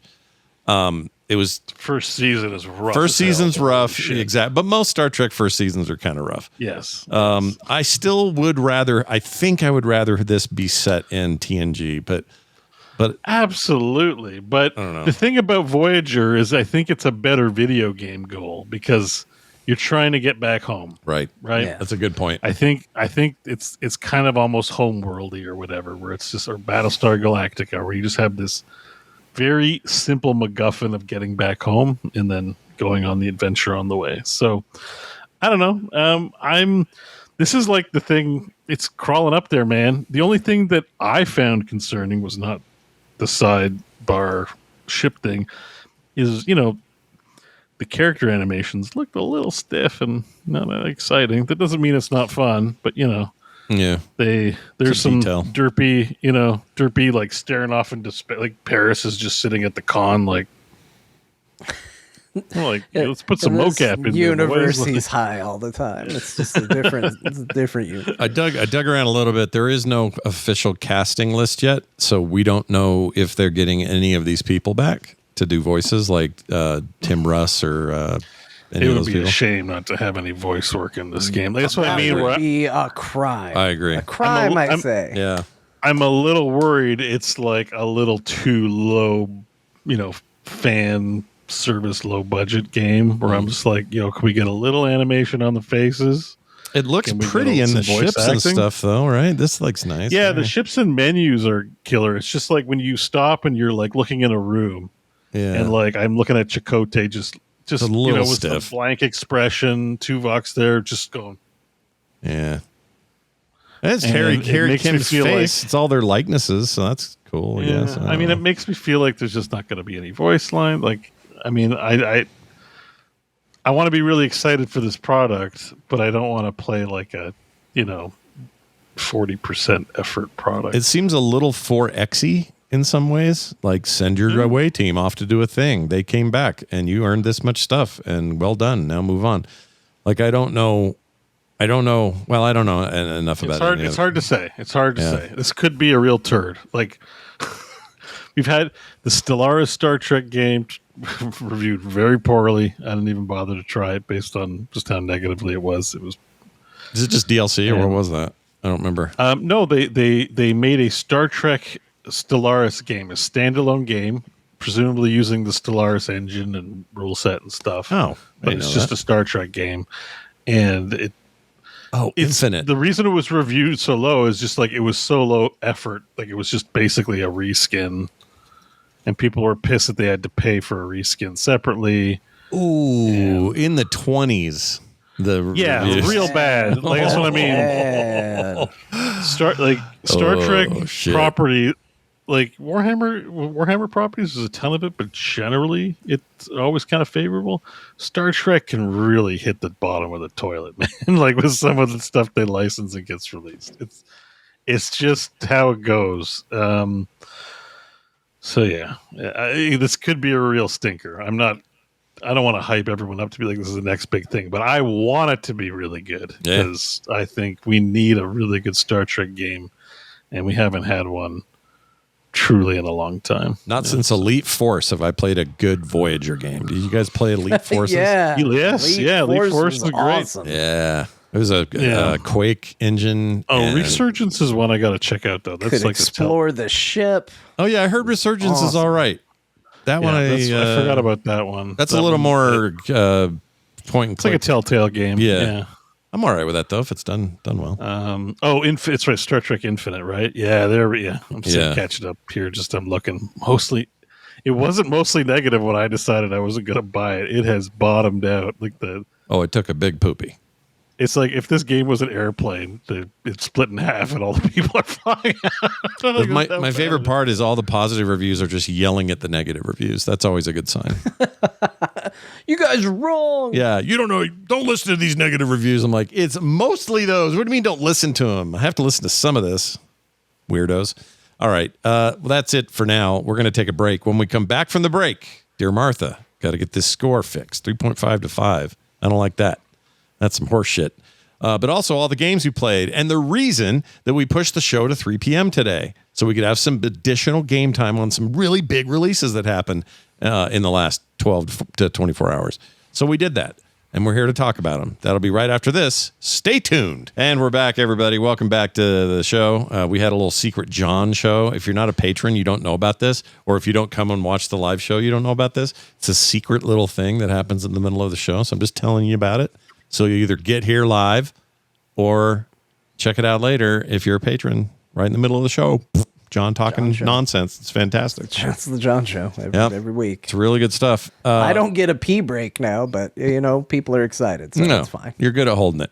Let's hold a game show. We're going to try to play this Dear Martha game show again. We're going to try to get me on the board. It's freaking terrible how bad I've done on this thing. But I'll let John take it away. Tell us what we're doing this week. What's going on?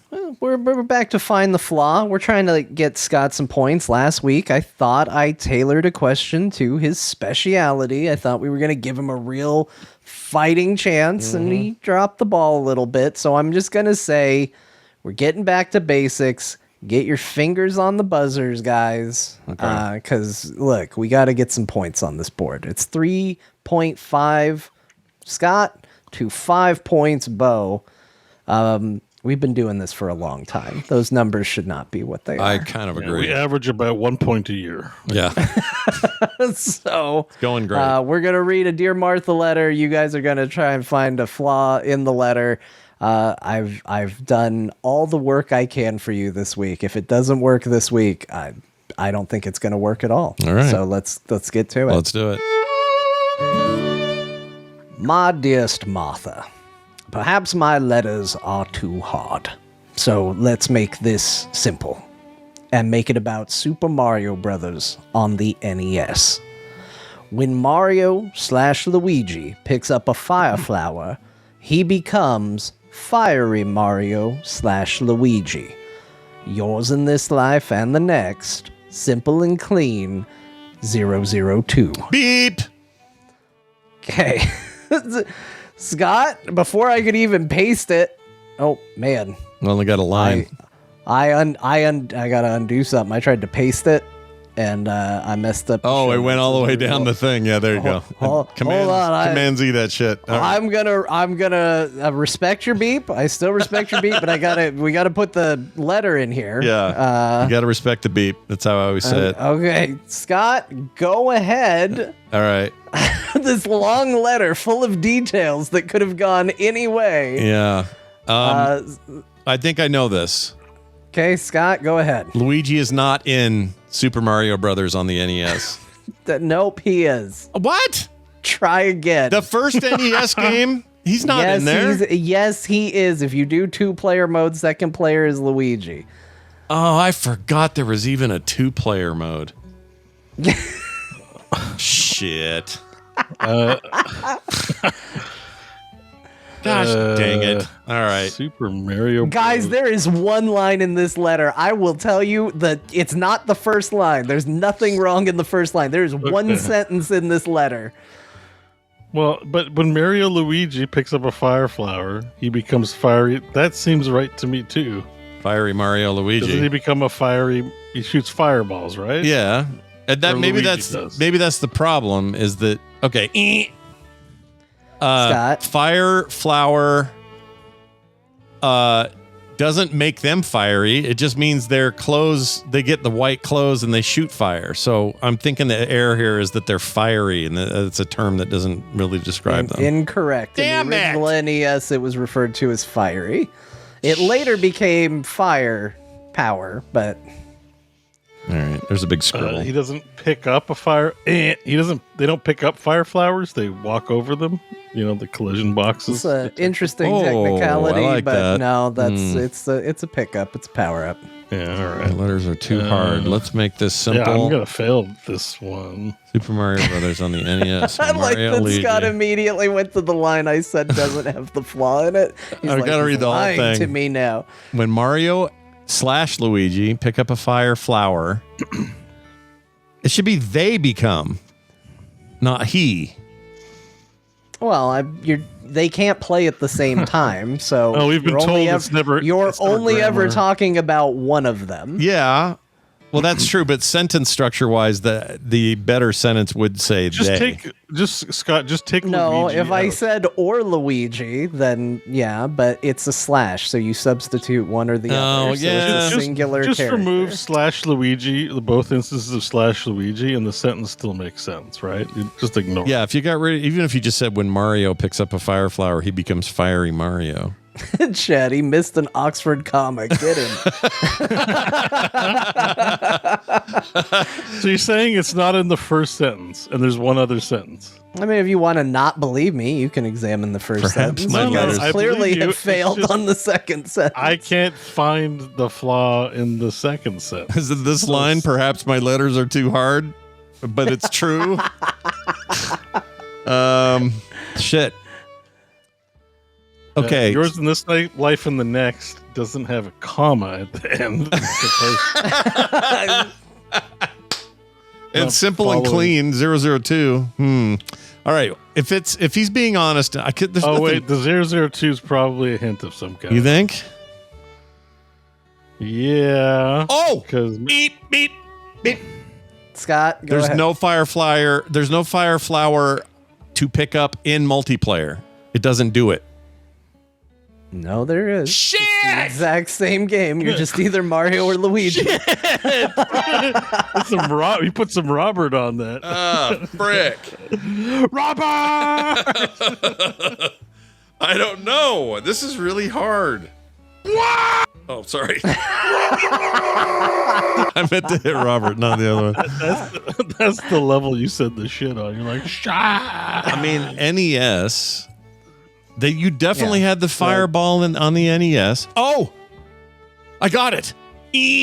Scott, go ahead. If you got a mushroom in your tiny Mario or Luigi, you got to be large Mario or Luigi.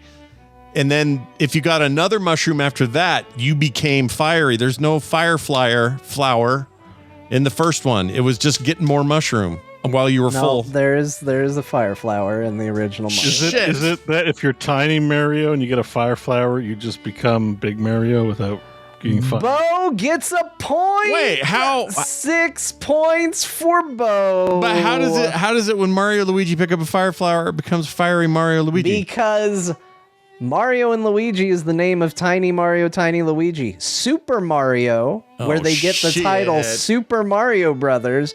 If Super Mario picks up a fire flower, he becomes Fiery Mario. Yeah. If Super Luigi picks up a fire flower, he gets fire powers.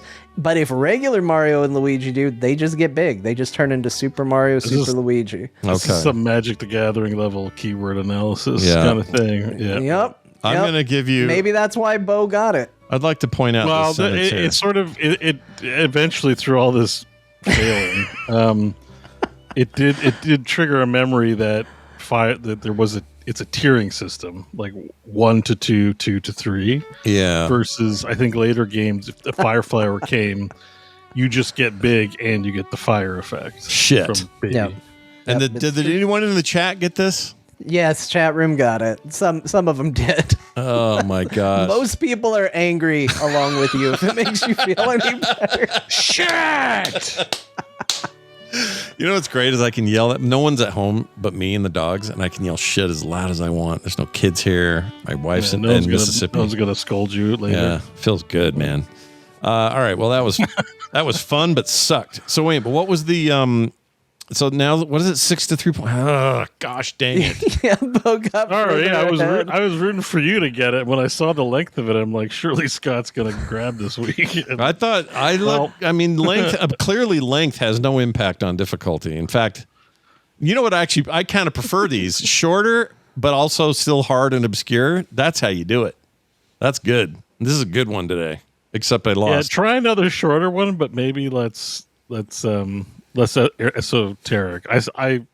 Yeah, but he doesn't want to give me a point. if you're very familiar with the game, I think you could look at this and be like, "That's not esoteric." But I found it hard. It took me like a solid. I will admit this one is deceptive. I intentionally picked something very hard, so this was the fact I wanted to use, and in my mind, full disclosure, when I was like, most people don't know that. Because there is a tiering system, like Beau said. If you are Tiny Mario and you hit a block, you won't get a fire flower. You'll get a mushroom. Right. So in order for this state to happen, you have to have been Super Mario, hit the block, the flower pops up, get hit, lose it, and then pick up the flower in order to make this happen. So it is a bit obscure. So I recognized that it was hard, and I was like, all right, well, the way I'll make it easy is I'll make it one sentence long. I do remember that because I remember the feeling of being ripped off when you go to hit that flower and you don't get your fire. Yeah, especially if you just got hit, right? Somebody just hit you, and a Goomba made you small, and you're like, well, shit, that block's not going to be the fire anymore. It's going to be just another mushroom. It still feels like you're getting bait and switched. It's still like a frustration. Well, Miyamoto, man, is out to screw with you. That's his job. That's what he wants. No, it was new. At the time when it was a new release, these concepts were not trotted out yet. Yeah, we were just barely starting to call him Mario at that point. It was Jumpman prior to this. And some people here still don't call him Mario. No, some people refuse. Some people say Mario. Yeah. I'm not pointing Super fingers. Mario Brothers. Mario. Yeah, there you go. Our favorite Canadian export is the use of Mario instead of Mario. All right, moving on. Let's get to the games we played this week. We had a bunch of stuff we played together, shared play, that is to say. We'll start with the weirdest one on this list. John and I both played a bunch of Megabonk. And if you think that name sounds dumb, well, you're in the neighborhood of what it is. It is. So's the game. Yeah. But it's extremely fun. It is one of the most fun times I've had with one of these in a long time. And so I was trying on my live stream of my playing of this, trying to describe why it's working so well. So if you look at this, and Beau's impression is definitely going to be a weekend impression. This thing is ugly as hell. It is an ugly game on purpose. Like they're not aiming for fancy visuals or anything. And you might say, wait, is this a Survivors like Vampire Survivors? Yes, it is. Yes. In a lot of ways, it kind of apes some of it. Like that screen they just showed where he picked an ability, and when you open up chests, that right there with those shiny lights and everything. I mean, that's just straight up out of that. And this right here. Like it wears its inspiration on its sleeve. 100%. Straight up borrowing. 100%. The same way that Vampire Survivors borrowed from Castlevania at first. But it's got some new stuff to do. One is it's a 3D engine, barely, like PlayStation 1 era 3D engine. And it is a jank engine sometimes, too. You hit something the wrong way, and your character just goes shooting through the air awkwardly. It's really jacked. And there's some character, I unlocked the monkey, and he can climb things, trees and objects, and the climbing engine is effed. Like, it's fun and ridiculous and over the top. And you might look at it and go, oh, this is one of those meme games that are just popular with streamers and stuff. I had all these concerns, but when I got the copy of the game and it was given to us by... Mine was from OtakuNet 21. Oh, so mine was from OtakuNet 21. Mine was CT7567 sent me my copy. And I had it on my radar, but I was almost like, oh, this just looks so ugly. Like, do I really care? Like, I can play Deep Rock or something that's newer and just hit 1.0, and I also played a bunch of that. But what this is so deceptive because it's weird, it's memey. You unlock ninjas and cowboys, and there's guns coming out of your wizard, and it's all just ridiculous, over the top stuff. But what this game understands is the essence of why these games are, why this new subgenre even works. And under the hood, the dopamine and rate at which you get your dopamine hits from what you're doing in this game, dead on, chef's kiss, perfectly tuned. Now, I haven't unlocked everything. I don't know who's OP yet. There's probably some character that's ridiculous, whatever, I don't know. But, oh my gosh, I had fun with this. I was having so much fun. And I thought the camera would bug me. I thought it would bug me. I'd have to rotate a camera. It adds to the intensity a little bit, and it's kind of perfect the way they position it, so it actually kind of works. But the upgrades, the rate at which you upgrade things, all of that stuff is great. If I had one beef, and people who watched my stream saw me struggle with this, I did really good in my runs. Like, I did great. I would get down to the timer. It also doesn't overstay its time. I also like that it's 10-minute runs. I love that. You're supposed to then kind of Tsushima style follow these like ripples in the air and find out where the boss portal is at your height of power. But the thing that they don't tell you is when. And if you wait too long, the timer runs out and you get swamped by these ghosts that just kill you if it goes too long. So you need to like time it and say, well, I've got to go find the portal in this randomly generated map before it's too late, where I have enough time to take down the boss, but not too late or not too early, or I'll be underpowered. It's this weird thing it does. I kind of wish it didn't do that. I wish it just said, all right, you did 10 minutes. Here's the boss. Fight it. I mean, I kind of like it. It's part of the challenge is, I feel like the way the bosses work is kind of an interesting mechanic, because I've had like really weird luck runs. Like I did one where I found that there's a shrine where you can make the bosses harder if you go to it. Yeah. And I did that. And I spawned the boss at the exact same time that I spawned the pig boss. They were in the same spot. Oh, the pig sucks. So I hate him. got 3 versions of the end tree boss, like 2 mini versions and a regular version, and the pig boss spawned at the same time. And I was like, oh my God, what am I going to do? And I did it. And I felt really good about it. Yeah. And I think this game has some really like, it hits in a way that is just kind of unexpected, because I started playing it just as like, yeah, let me check it out. I'm waiting for other games to unlock. I've got 3.5 hours into this game. I started it last night.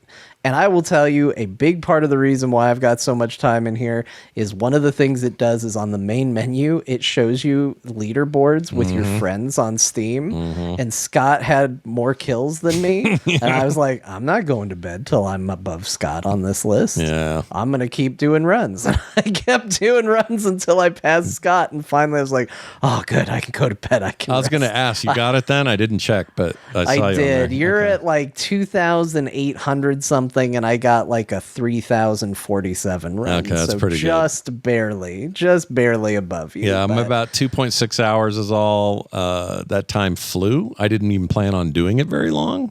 And then I was just like, oh my gosh, I can't stop playing. And this game knows really well that when you go back to that main menu, that you want to feel the reward of the shit you just went through. And it does such a good job of saying, all right, not only do you have some currency to unlock some shit, you also cleared some missions that also give you more currency to unlock more stuff. And not only that, since you came here last time, we have a new menu item you didn't even know we had. And it suddenly just goes bloop and says, like the leaderboard. That wasn't a thing I had right away. That came later after a run, it just popped. So it's like always, this game knows that you need to be rewarded constantly. And in meaningful, not easy ways. The game's hard. It can be, it sort of depends on what you're doing, and they're higher tiers. And when you unlock those, I'm sure it'll get way harder. But it's a magical little piece of shit, this game. It's super fun. It's dumb. Although the humor is like, sometimes the humor is exceptionally bad. Yeah. To where you're like, they have to be doing this on purpose. This seems intentionally bad trying to be funny. Yeah. But then so in Vampire Survivors, they had the old man as like the garlic character because everybody liked doing garlic builds. Yeah. Well, in this, it's a character called Mega Chad who has an aura. You walk around and he's like strutting. And then, if he stands still, he's just like, he just has an aura around him that kills things that get close to him. And it's like, okay, that's kind of legitimately funny. Yeah, there are moments like that are funny. Actually kind of funny. Yeah. And it definitely feels like a meme game. You know, if Vampire Survivors kind of tried to lean into some level of seriousness about these vampire characters they were putting in the game, this game's like, what are your characters? I don't know, a fox mage, a knight, a monkey, a skeleton, a robot with a revolver. Oh, a skeleton! A skeleton on Megatron. on a skateboard. Don't forget that skeleton is quite the slider boy in that thing. Like, I feel like there was a world where this was going to be an NFT project. And then that fell through, and they're like, well, let's just make a really good Survivors like instead. Yeah. It's really dumb, but it's insanely fun. Like, I played some really good games today, and there's still, I'm like watching this and I'm like, I want to play a bit more of this game. A little This more game is real Megabonk. good. Yeah. I mean, I my first impressions aside, I didn't expect the depth that it has. And I think that's the big surprise. So if you're on the fence about this thing, first of all, it's only $8, normally 10. It's 15% off right now. And if you think it sounds, no, there's the Aura guy. He's great. Yeah, he just struts and poses. It's so stupid. So stupid. But there's also a slide mechanic. So when you go down slide, you can get away real quick, which is kind of nice. And the motor and the guy with that guy right there with his stupid skateboard is great in that way. And as per usual, you know, you get these overpowered builds by the end where you're just tearing everything to shit. It feels so much better than it should. This looks like a student project that worked. And I don't know why it works. It's just very, very fun. It was overwhelmingly positive. It looks like it's down to just very positive, but that's at 94%. You kind of hard to get better than that. The haters started playing it, I guess. Yeah, I guess so. It's very good. I don't know why this is good, but I came away just having such a blast. So I will be playing more of this. And for you Steam Deck people out there, flawlessly on there. No issues. As you might expect, it doesn't take too much power to run this thing. So lots of 2D sprites slapped on top of stuff. Just ugly as hell. Friggin' Megabonk, man. Yeah, it's good. Yeah, the animations on the enemies look like there's 4 frames maybe. Yeah, maybe that. It is on sale right now for $8.49. I saw chat asking how much it costs. Whoa, it's expensive for one of those. Well, you're getting three. You got 3D. This is next gen. Yeah. Sorry. And this guy's you can't do this in a weekend. This is maybe a holiday weekend work. The other thing that's funny about it, or fun about it, you see this knight's throwing bananas now. That only happened because I unlocked the monkey, and when I unlocked the monkey, I found the monkey, and then he ran up a wall and got away. Yeah. And I chased him the whole time thinking I'm supposed to do something with him, I think. And then I didn't know until I went out to the main menu. It's like, now you can play the monkey. And I was like, well, sweet, let's do that. And his default weapon is now these bananas. Well, then what that means is one of the roles you could get as any other character in the game is the potential of having his bananas. Yeah. So, well, that is how Vampire Survivors now works. But yeah. Didn't it used to be different than that? Or did it always do that? Well, they've put in a lot of stuff. So yeah, it kind of works. When I played early on, I don't remember it being that versatile. But most of these games, these other, copies of this sort of idea, they don't do that. Like you're stuck with a kind of your class weaponry. Some abilities and buffs are shared, but they don't share like this. This thing's like, hey, you want bananas? Sweet, here you go. You want that Aura guy's Aura thing? Here you go. You can have that too. Like the game just is like, yeah, sure. We're all having fun here. It gives it to you. It's a good freaking time. For even though it looks real weird. It's got damage numbers, big important detail for Beau as well. You Lots got of damage numbers going. Yeah. These Survivors games usually do. Yeah. The good news is that the one weekend they took to build it, it was the next weekend it took to put the numbers in it, the damage numbers. So that's why they're charging $10. But I really like the way they do their secrets. Scott, did you ever kill the guy who's hiding in the bush? I don't know about a guy hiding in a bush. Yeah, there's a bush that's like colored differently, like Looney Tunes style, than all the other bushes, and there's a gun sticking out of the bush. No. And if you talk to it, you get a really hard boss fight, and I have died every time I'm just about to kill him, so I have no idea what happens if you get it. I don't know. I'm so curious because I either can't find him or I don't manage to kill him, and it's driving me crazy. I want to know what happens if I win that fight. Oh my gosh. I had it to where he would have died from burn damage, and I lost at the last possible second from something else. And I really want to know what happens if you get the bush guy killed. I didn't even know about him. Now I'm gonna have to look for him. I was so wound up in trying to find the boss in time, and then getting swarmed by ghosts like a dumbass. That happened to me a lot, like 2 or 3 big runs. And I had some wicked stuff, like that stupid default Fox character. Here are the ghosts. These are terrible. That default Fox character I had, I think, probably 30 fireballs coming out of me every second. Just Yeah. And that build was awesome. so much fun. And then at the last minute, I'm like, wait, all these ghosts are just going to swarm me and kill me. And they did. So, But you did your best on the night, and I don't know what triggers it, but I've also had it to where I killed the boss, and then I could go through the boss's portal and keep the game going. yeah, they have like a... I don't know what causes that, though. Well, I think it's if you beat the boss, that portal becomes a way to New Game Plus it a little bit. Not New Game, but keep But going. not every time, because I've tried. Oh. It's not every time, and Oh, I that's don't know weird. what I did to trigger it. It's really weird. It's really weird. So, Anyway, yeah, it is it's a got wild time. mysteries like that. It's super fun. It's a wild time. But the minute those ghosts start to turn to the blue dark ghosts like these guys, you're done. You're out of the game. It's over. Yeah, really fun. Just rewarding as hell and just a total blast. So cannot recommend that enough. John and I also played Sonic Racing CrossWorlds. Big thanks from me goes out to Poppin' Fresh. I did not expect that. When it popped in there, I went, yeah. Also, Poppin' Fresh gifted me this as well, so thank you to Poppin' Fresh. Yeah. I really like this game. Yeah, it's pretty there's good. Like right now, my only hurdles with this game, I'll start with the negatives because it's nothing but positive after this. My only negatives are we've all grown up on the language of Mario Kart. Yep. You know, like I know what Mario Kart power-ups do universally. I get a Mario Kart power-up, I'm like, I know what this is. Yeah. I do not know what Sonic Racing power-ups do, so I get it, and it's like, here's a mine, and I'm like, I presume I drop that, and Sonic chucks it up ahead, and I run into it, and I'm like, well, that didn't work the way I expected it to. You know, here's a little creature. What does that do? Well, now I'm going super fast. Okay, cool. So I don't know the power-ups yet, so there's a language I have to learn that is the Sonic language.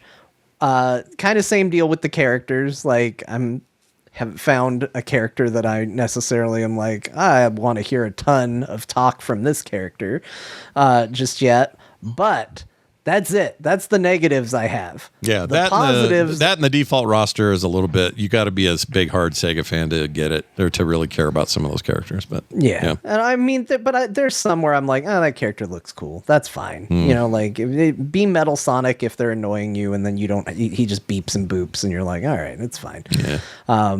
You know, do I wish Keanu Reeves was Shadow the Hedgehog's voice? Yes. Do you wish Idris do I wish Elba was- Idris yeah. Elba was Knuckles' voice? Yes. Yeah. But it's, you know, it's fine. In terms of a racing game, it is super fun. I love the way it looks. The way they handle your second lap in this game is really cool. So basically the reason this game is called CrossWorlds is you do your first lap, and whoever is in first place at the end of the first lap, you get to pick between a specific stage that they're showing on one side or a random, and you fly into it. A ring comes down, you fly through the ring, and you're in a completely different stage. Yeah. Wildly And different usually. It's usually like, whoa. what the It hell just is that? changes mid-race, and it looks awesome. Like, I know it's not exactly brand new tech, this idea of like, oh, we loaded a completely different stage. This is wild. But like, in a fast-paced racing game, it kind of is, you know? It's pretty cool. It's pretty effective. And then at the end of that lap, you go back into the first stage, but usually there's something has changed. Like, it's not exactly the same as it was before. There's usually different routes, different things you can do, different ways to interact with it. Some of them big, some of them small. And you basically, it's a 3-lap race, and all 3 laps feel totally different. And that adds so much to the game in terms of like, wow, this is really fun. This is really cool. It has flying sections. It has boat sections. Those have different rules about how boosting works and what you can do during them. It's very, very fast. Chaotic as hell. Extremely satisfying. Yeah. And it gives you lots of stuff to do during the race too. Like, there's specific red rings that you can collect. There's 5 of them in every race. So you can go through with the goal of like, I want to find and collect all 5 red rings on this race in addition. And the other thing that I think is really neat that they put in this game is they put in a rival system, which is basically when you sign up for a Grand Prix, they pick, it seems like at random, here's a character that's going to be your rival for the race. And they pull up and they talk some shit before the race. Yeah. Actually, in the case of my first one, they were very nice. They're like, I hope we do our best. And then Knuckles was like, you got to stop being so nice to people. And like, that was it. But the idea is that in addition to trying to take first place overall, you have somebody that you're going to kind of smack talk while you're out there. If they pass you, they'll be like, I'm doing it, jackass. I'm beating you. and then you pass them and you're like, you thought you were, but you're not. And it's a really neat little touch to the racing mechanic to just add these personal interactions. Because sometimes it creates this own like mini narrative for racing where it's like your rival maybe isn't the second best. Usually they're a little bit better racer than the other AIs, so they should be like you and them 1 and 2. Yeah. But in the first one I did, there was a random other racer who was always number 2. So I had a rival that I was talking smack to, but I had another person that points wise was a big risk that I had to try and do my best to beat too. So it makes those Grand Prix like that much more interesting and compelling to run even multiple times because there's these little extra bonuses and things along the way.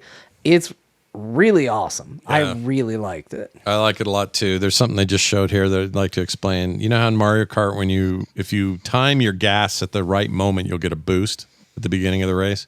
And if you time it bad, you'll spin out like a dumbass. Yeah. This game has that, but they put up a visual like a gauge, and you know where, it reminds me of like a golf game or something. You know where that needle needs to be in the green to get the boost. So you can see it, and you can also kind of feather it a little bit. So when you're holding down the gas, you can, and if you've done it too soon, it's okay. You can kind of feather while you're in there and keep it in the space until the thing hits, and then now you got a boost. If you miss that on either side, you're going to spin out and have a problem. I just like that that's less random, and yeah. You know, I actually there's a game to it. Like I can actually play that game of trying to nail the little green slot. There's also, I don't know how much you got into this, but the car editing and custom car painting and all that, wild. Like, yeah, tons of shit in there. Cool. Yeah. Really neat. I didn't expect that. If you look at a car and you go, oh, I really like the style of car that is clearly for Sonic the Hedgehog because it's bright blue. Yeah. But you're like, I don't like playing as Sonic. I want to play as somebody else. You can customize all your karts, and each racer has their own color scheme. So you can even very easily go, well, I play, Knuckles all the time. So let me go to car customization. I like that car exactly how it is, but just put Knuckles paint on it. You can do that, but you can also change out, it's modular in 3 ways: the front of the car, the back of the car, and the wheels of the car. Right. So you can shift how your car looks and save a custom one. It's really cool. It's takes a lot of tickets, which is what you're earning during races. Yeah. So it kind of feeds itself, and it's really neat. Yeah. I really liked that. They went all out on that stuff. Fantastic car from Fantastic. Yeah, Car. you can do This some is wild builds. I'm trying to make like this gnarly looking Mad Max looking thing, and it's actually letting me do the colors I want and stuff. And I don't know, there's more to that than I expected.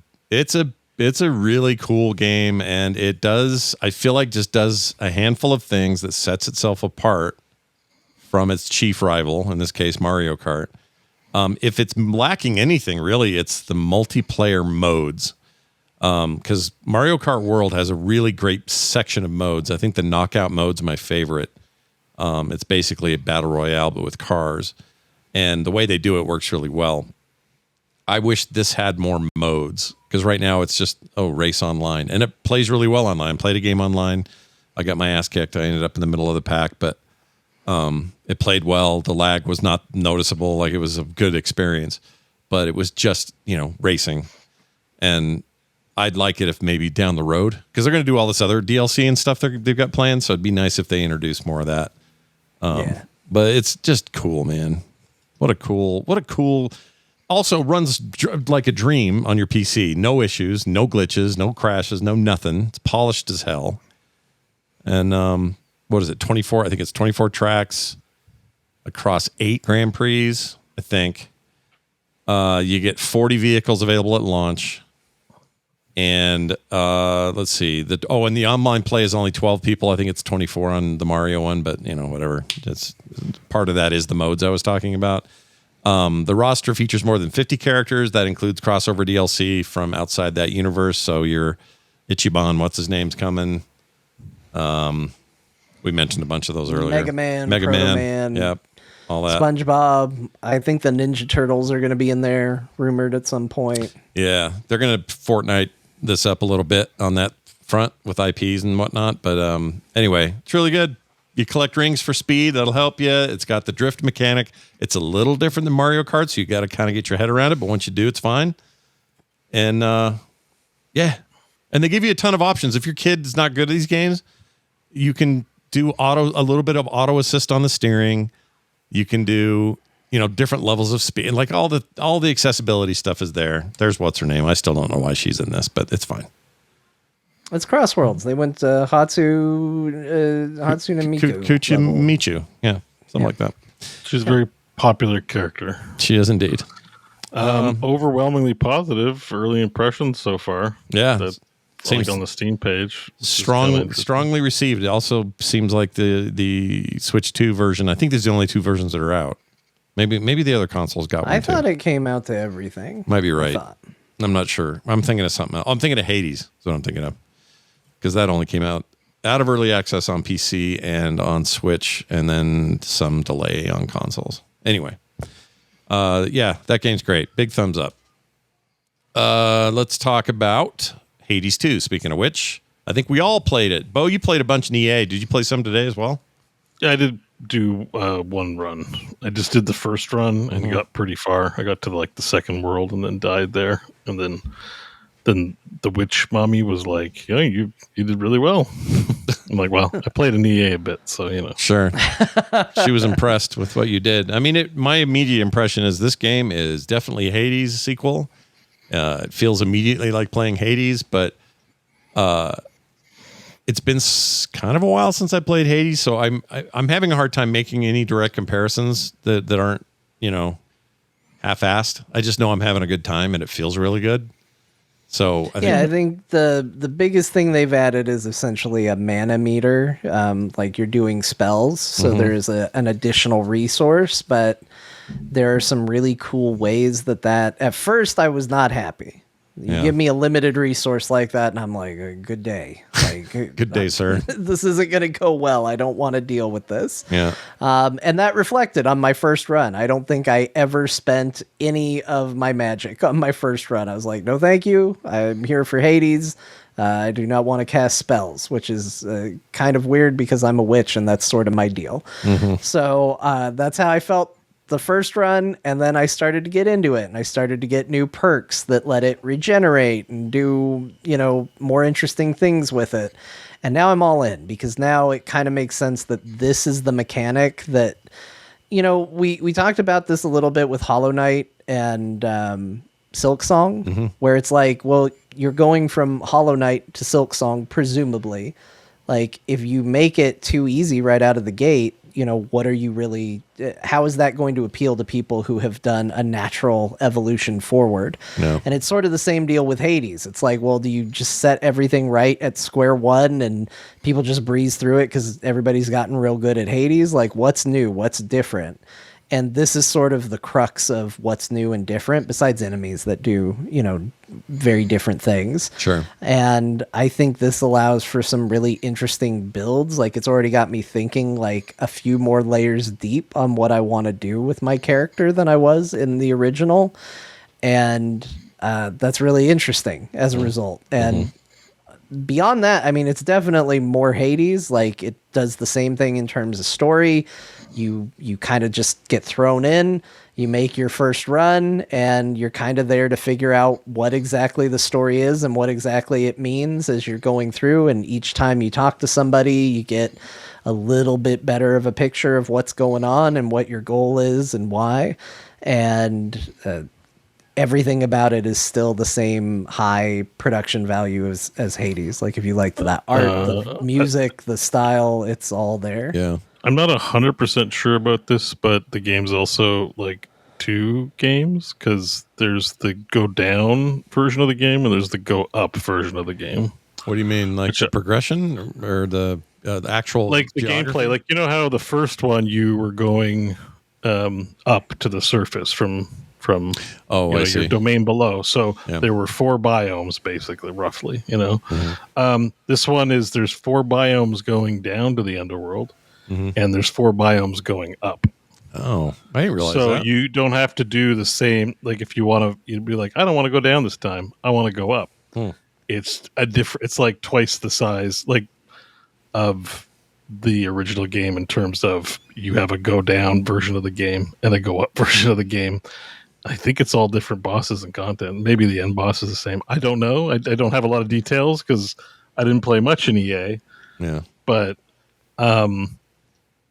that's just the thing with this is like we probably haven't barely scratched the surface of all the systems. That's what makes the first one so good, is the sheer number of systems that are in the game that allow you to progress in 100 different ways. So I'm expecting there to be a lot more, including, like, they start you off with 4 unlockable weapons, seem pretty easy to unlock.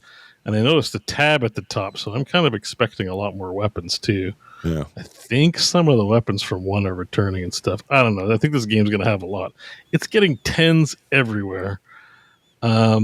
So my expectation is this is not just like, oh, you know, it's Hades. it's not a rehash. Like, it's the basics are all there, of course, and the art style's the same. But I'm expecting there to be a hell of a lot more in this game for it to be earning its 10s. So yeah. It's fun. It's a small thing, but I just wanted to mention it. The home base place, this grove thing you're in, cave deal, Crossroads. whatever. Yeah, that's less obtuse and more. I don't know. Maybe it's just the vibe of it, but I like that better than the first game's place, and I think it's just because it's, how do I put this? It felt a little random the way stuff happened in the last one, and this one I feel like that place feels like, okay, I could see talking to him every time I walk by here, and make sure I check that thing and talk to that frog every time I come back, and I do. Yeah. He always says, she always says a little frog. She says something new to that frog every time, which is kind of cool. I think she says what she's been killed by. At least that's what happened. Yeah, when I got my first boss, I died in the fight. It wasn't Grandma Witch Lady. It was somebody else. I forgot what the name of it was. A tree thing. Anyway, I touched the frog and go, I've never seen one of these before, and that was wild, and this and that, and the thing's just riveting. It's amazing. Like, all of that stuff is actually rubbing me better than the previous game. I don't know why. I just find it more cohesive and maybe just better planned out, or maybe the flow of me going to do all my little runs and tasks on my way for another run just felt more rewarding or something. I can't put my finger on it.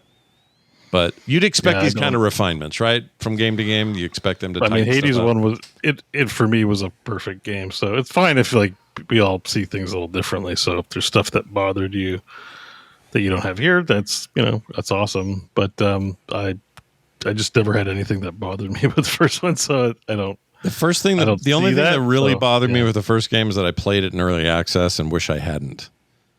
John and I have talked about this before a little bit. I think that it's just I wanted to wait, and I did with this one. I haven't seen. I avoided trailers. I didn't buy the early access version of the game. I just ignored it because I knew that when it came out, I wanted to dive in, and I didn't want to have all that. Hades 1 is a 256 hours game apparently on my Steam profile. I played a lot of the first one. Holy shit. That is a lot. Yeah, 265 hours. But like I meant to climb to heat level 32. I think that's the highest trophy you can earn. And I never did it. But I remember I was, you get into the end game Nephilim Rift style climbing on those heat levels. I don't know. The game has a lot to offer. I'm stoked for this one. John, but I barely touched it. Like it came out today at noon, and I maybe got an hour. I was playing something else as well, but yeah, you're gonna be hearing more about Hades 2, I think, in the weeks to come. At least for me. I made it to the final boss of the second area and died to it almost instantly. Like I couldn't tell you mechanically a damn thing about that second boss. Is that the music boss? Yeah. Like I did that in early access. It is awesome the way that once you figure it, like, of course it's awesome. Everything about this game is going to be like awesome. We're going to be making everyone sick of this game, I think, in the weeks to come. You played Hades 1 for 10.6 straight Earth days. Yeah, I played this game a ton. I did the first math. one is the first one's like one of the best games of all time. Forget like best games of that year. Like it's definitely going to be on my all-timer list. Yeah. And if everyone's giving this game 10s, that means it's better. Like I'm going to like this better. Like if the consensus is trending that way, barring something crazy. And so far I've played a little bit of it and I like everything. I have faith in these developers. If there's something I'm like, I don't know about this, it's going to be good. Like John said, he didn't like the mana. And I'm like, just wait until you get the upgrades. Like, it didn't take long. It was like the run after, and it's like, oh, this is gonna be sweet. And then you start to see the way other weapons utilize the mana, other weapons the boons can do different things. Yep. And all of a sudden you're like, you know what? Mana's awesome. I love this. I love that this is a mechanic. I went to see how much time I had in Hades, and that reminded me that I got it in early access on Epic because I only have 114 minutes in Steam on it. I did the same. Yeah. So yeah, my time was almost all on Epic. Remember, this game also has. I'm sure this game's going to have extreme measures like the first one, where it adds crazy new tiers of boss fights. Oh yeah, and it's game. It's not 4 bosses. I'm pretty sure it's going to be 8 bosses. Like it's up and down. Yeah. I mean, I don't know. I just know that one detail that there's like an up thing to do and a down thing to do, and that's exciting, man. You tell us I like is this new protagonist. I like her a lot. Yeah, she's great. I liked her more than the last guy. Melanoe. It's almost like Melissa, but with a. I don't know how you say it. Except most of the letters are different. Yeah, it's hard to explain, but the way they pronounce Melissa, Melindra. The way they say it in the game in a way that it sounds Melissa-ish. I don't know. I just like her. I like her a lot. I like her better than the other guy. I forgot his name. Zagreus? Zagreus is great. I hope we see him at some point. I don't know. Like the story's... Who knows? The story's a little vague. You've seen the painting. You've seen the first painting. one had great surprises. You see the painting? Yeah, there's a painting that you can brood at. There's a painting. The first one was notorious for having an ending, but that's not the real ending. Like you, not only is the game you finish the game, roll credits, you're like the game's over, but it's not. Yeah, it's a fake ending. You got to get the real ending, and no doubt this game's going to have that level of progression as well, where you're like, yep, hunting the real ending.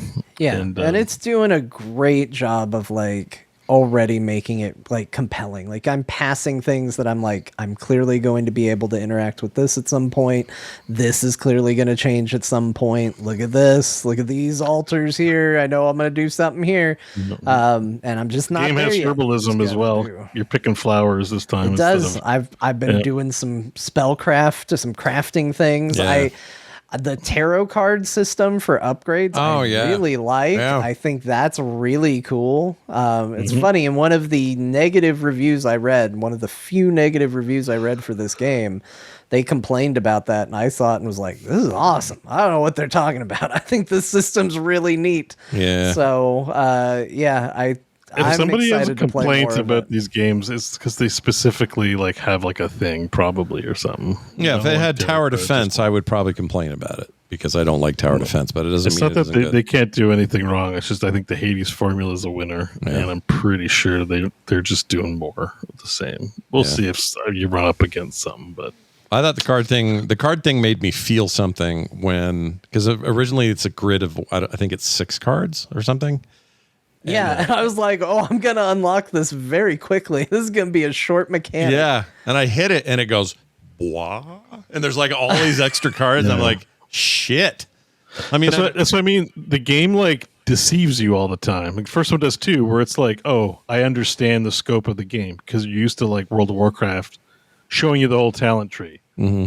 So you're not expecting like, oh, maybe there's a surprise and the talent tree will double in size. Yeah, I like that. But this game does that with all of its systems. It gives you enough to give you the impression, oh, I see the system. And it's always messing with you in that way. Plus in a good way. Yeah, and plus they let their art department eat, man. They let them go. Like everything has got flourish and shine and sparkle, even more than the first game, which already was a beautiful thing. Yeah.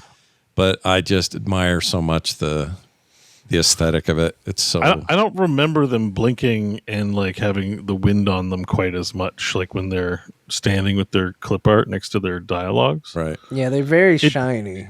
Yeah. It feels like they're more shiny and they're more like just tiny animations like wind and energy and blinking and stuff like that. Mm-hmm.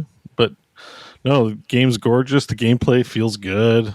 You know, it's not like, that's why I said one of my frustrations with Silksong, which I played this week, and it's like I'll hit somebody with my sword, but they'll still run into me and damage me, and I'm like, man, that's annoying, you know. And this game doesn't do that. Like if I hit something, they get stunned, you know, they don't hurt me back, and I can dodge, and I just feel so much better. Yeah. So yeah. I like. I know this is dumb, but some of the boons are getting reworked. They used to call it chill, I think. Now it's called freeze.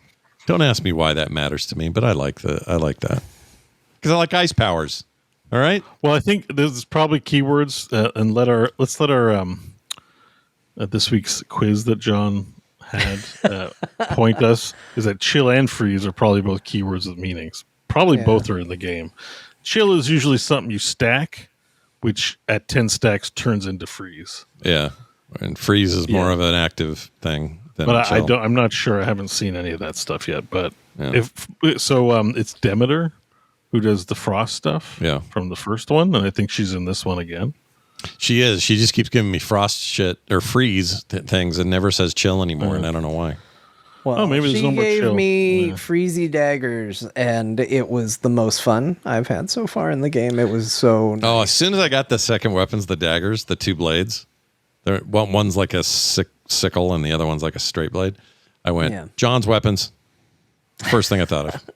I mean, maybe we'll see. In the first game, it was the spear that I liked the best. Spear was always my favorite weapon, but I eventually appreciated all of them. And I think one of the best things about that first game is I spent so much of the first game going, man, why would anybody take Poseidon skills? What a waste of time Poseidon skills are. And then all of a sudden you find some build and you're like, can I have all Poseidon skills? Poseidon's the freaking best. I love this so much. You just get a build that's super fun with it and it changes your mind completely. So. That was a big revelation in that game too, because for the longest time you think there's only 5 or 6 weapons. Yeah. And then you uncover that there's 4 variations of each of those weapons for like 24. Yeah. So then those skills are like, oh, how does this thing interact with this god's boons? And all of a sudden you're doing the fun thing about these games, mixing and matching, experimenting, and hoping you get the ones you want as you progress. She's got that, what's that eye thing where you have 2 different colored eyes? Not vitiligo, it's something else. I love that. Yeah, the Zagreus had that in the first one as well. Oh, I They have forgot. the same eyes. Forgot he did that. I just always like that look. I think it maybe stood out more because the one thing we haven't mentioned, it's not really a spoiler, but they do some flashback sequences. Did they do this with Zagreus? I don't know. I don't remember. There were flashbacks. I don't know if it's quite in the same context. Because she's running around. You're playing her flashbacks. Yeah. The hide and seek bit. You guys know what I'm talking Yeah, about. you did a little bit of that with Zagreus as well. Like I don't when remember. he broke into his dad's office and stuff like that. There's a little bit of it here and there. Some of that stuff wasn't in the early builds of early access, and I think I may have missed out on a bunch of that stuff. Some of it is also in the later real ending portion too, where you're kind of figuring it out between your dad and your mom, because the whole thing is you go up to the surface and you die, but your mom lives up there. Is it Persephone, I think, is his mom? Yeah. I think That's right. Yeah. So eventually when you get the real ending, Persephone comes down to live with you and Hades and stuff. So Yeah. I think there's some like flashbacking to like when she left dad and stuff like that. Yeah. So That's great. Well, Hades 2, still got it, man. The juice is there. it's good, but I have to say more, like 2 hours. Yeah. Like, I've got still 200 more hours to go in this game. The fact that it's comes out in a year like this is crazy. I mean, it has to be part of the conversation at the end of the year. It's just no way around it. I mean, it's more tens. This could easily be. I'm actually surprised this got tens. Not surprised that they would give it tens, but it's a sequel. Maybe people will be less excited for it. But it's like Silksong came out. This game came out. People are loving Claire Obscure this year. Like, there's just a lot of contenders for these like big awards. Yeah. And it's kind of like, should we even single out one of these? Like, it's kind of silly. Omega 9 says, I don't feel like I need to play the first game to play this one. Is that true? I think that it's sad that if you didn't get to experience it. It's very heavy on the narrative, so You could catch up on that, though. I think they do a good enough job explaining it, but like it's gonna mean more to you if you know. Yeah, like, I agree. But Gameplay there's wise, definitely gonna be though, winks and nods. There's winks and nods to things in the first one. Like, isn't it Skelemus in the first one, and Skelemus is now in this one, Yes. but a little different. Very and it's not like different. they reference it. You don't need to know, but it's like all these things are like, oh, it's Charon, oh, it's Skelemus, like, oh, look at this, and you probably don't need to play it, but it feels. you could do some YouTube rewatch stuff, and you could do a little catch up on the wikis, Yeah. and you could Yeah, I'm sure probably there's do a- it because the gameplay part of it, I think you'll get what you want out of the second game. But I would at least do that. I think to be honest, the recommendation is this: just play Hades 2, and know that you're going to be missing some context probably on some things, but they're clever enough that you probably won't miss the big important part of what's going on. But I think the problem is when you watch some of these replay trailers, like the story is kind of interwoven with the mechanics, so you will spoil yourself on surprises inadvertently in 2 by watching the lore of 1 because of how interwoven the mechanics are with the story in a strange way, right? Like it's not just like, oh, you do a thing and then you earn a cutscene. You're kind of like interacting with NPCs like on the way up. And a big thing for the real ending like concerns NPCs you meet during the runs and stuff. So I my solid recommend. I mean, if you're really serious about it, might be to just play Hades 1 to get to the real ending. You roll credits. That's not the real ending. You roll credits, then you keep playing and get the real ending. And instead of doing end game, which is where you keep bumping heat levels and stuff, you bail and go to Hades 2. Yeah. That's if you're really enjoying the game. Yeah. But I mean, I'd be curious to hear from someone who plays Hades 2 and didn't play 1.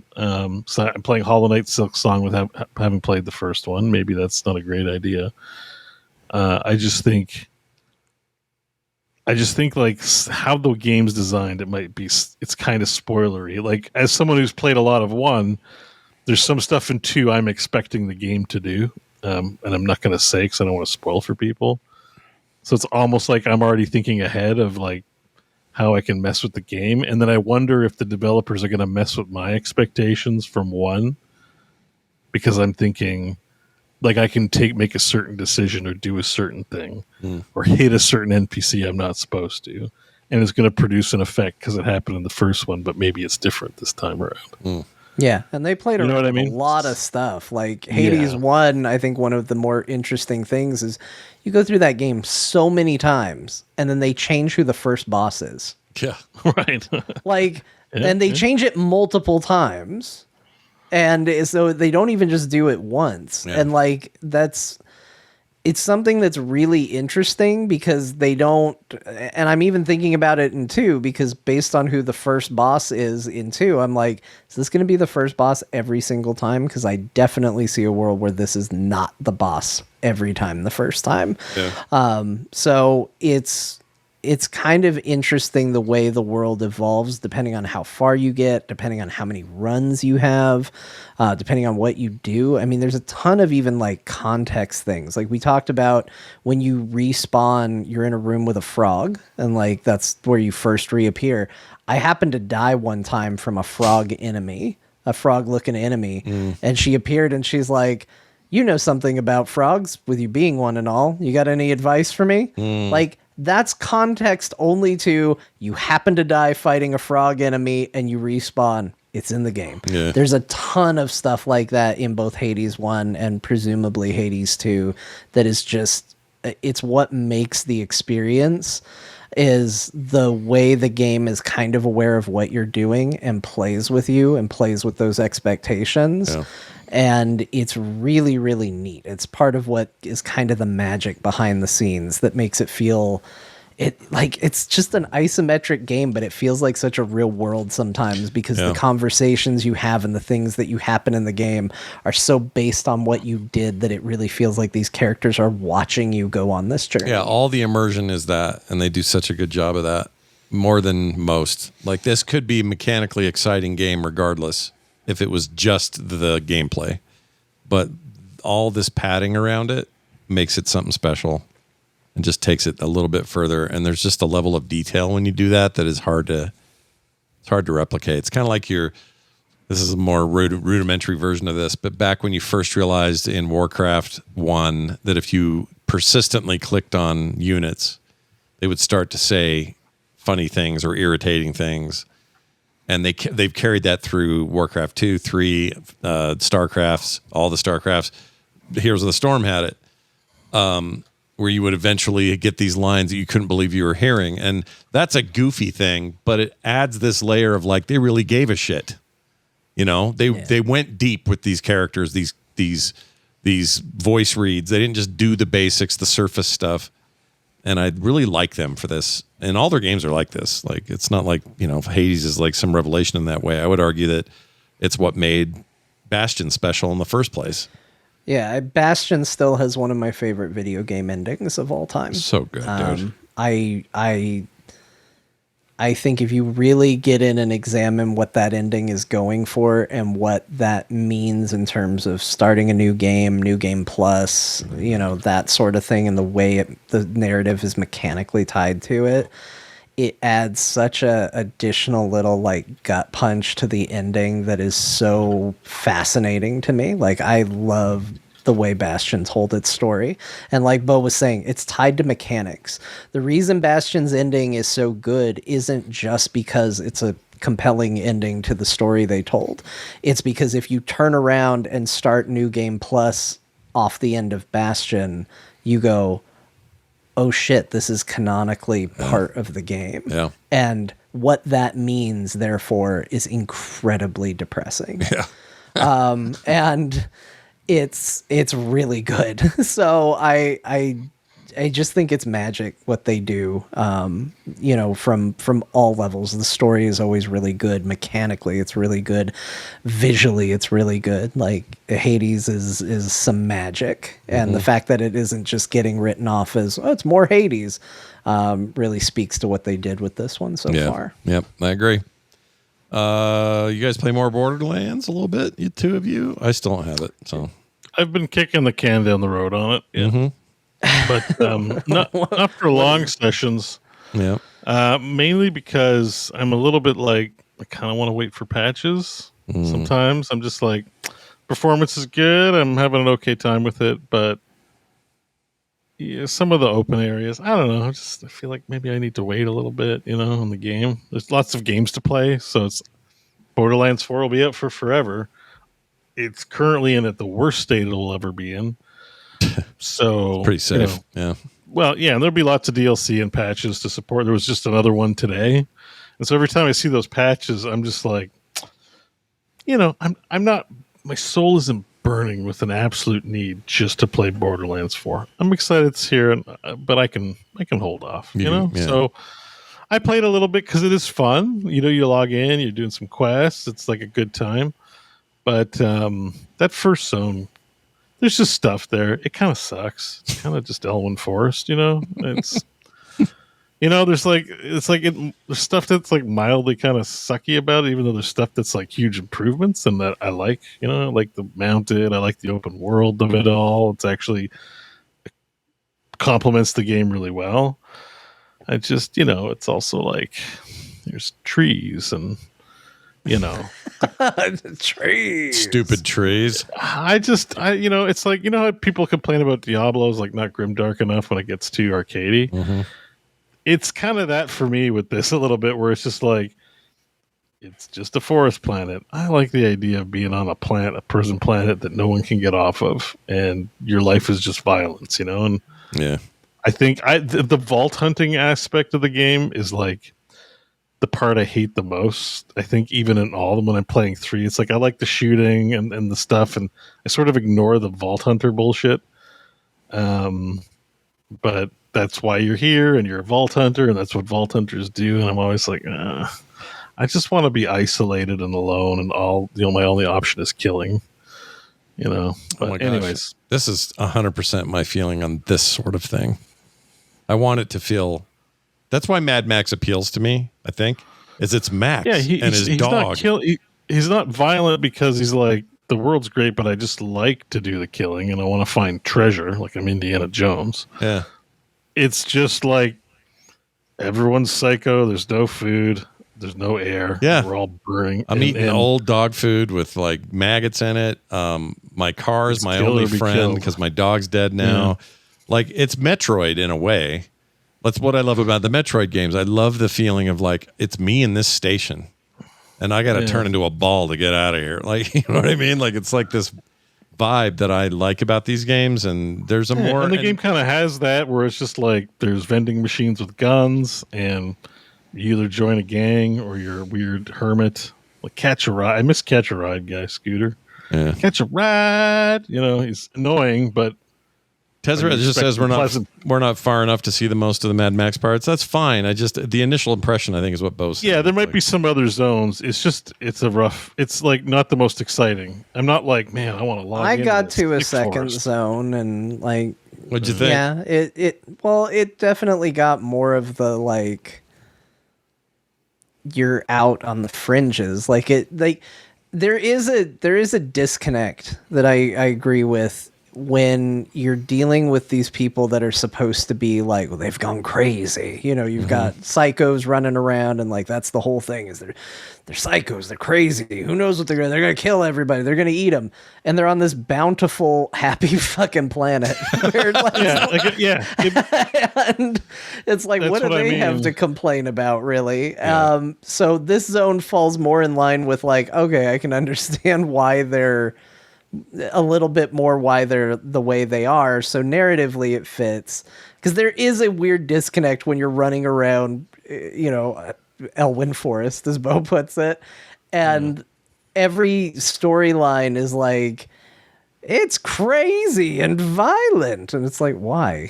You're living out in like Nana's paradise. Front garden. What's so wrong? Yeah, you're in a planet. I would like to find a no man's sky and then settle there. That's what this planet looks like. Beautiful. Yes, it looks like a very sweet planet. And yeah, there's like an authoritarian like asshole, controlling things. But always, yeah. It doesn't make sense. The Borderland crazies is because it's a prison planet where the galaxy of, that spans 1 million planets, right? It's like it's as big as Warhammer. This is where they shoot all the undesirables. You're a murderer. Welcome to Pandora. We're firing you there, and there's no way off. Enjoy the rest of it's Australia, the planet, basically. Yeah. And like, there's no way off. Like, so that's your life. Like, it's just a supermax prison, but it's a whole planet. So, and like, of course, there's like gangs, and maybe those gangs have connections where they're somehow stuff crash lands on the planet all the time.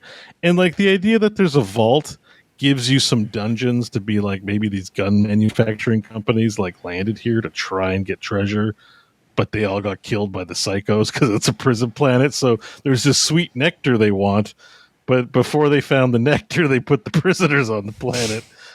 You know what I mean? So like, it makes sense. Even one of the X-Packs in the first Borderlands game was, I think the Crimson Guard would just send down their soldiers to train them on the prison planet as a rite of passage, right? Which is, again, makes sense and gives you an excuse to fight super-powered soldiers and give you maybe a little tether of hope that you'll get off the planet, but don't, right? So that's why I was like, I was watching a retrospective on the first game, and I'm like, yeah, the vibe, it's still a fun game, and the people over there are really talented at making their game, but they've really just lost their way narratively, and I feel it when I play it. It's like I'm enjoying the game, but I'm not.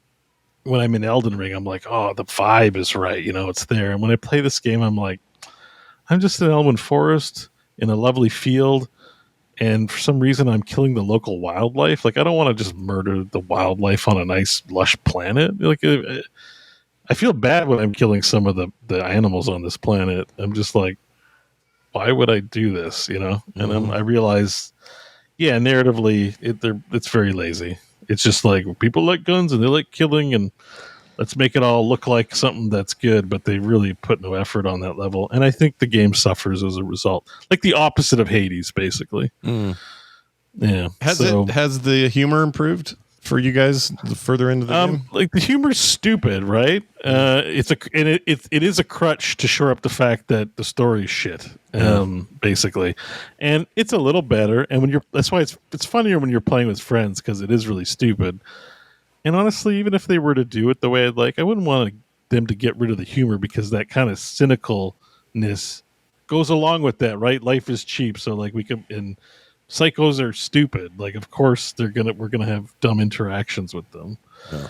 But I would say it's just okay. Yeah. I think that for me the biggest problem is nothing more boring than analyzing comedy. But one of the key factors of comedy is surprise. And the problem is Borderlands has one card that it plays, and it plays it every time. And it doesn't ever hold it back, and it just continues to constantly play that same card. And when you're with your buddies and you can riff on it and you can play with it and, make your own memes out of it while you're goofing around shooting things, I bet that's super fun. I bet that's a good time.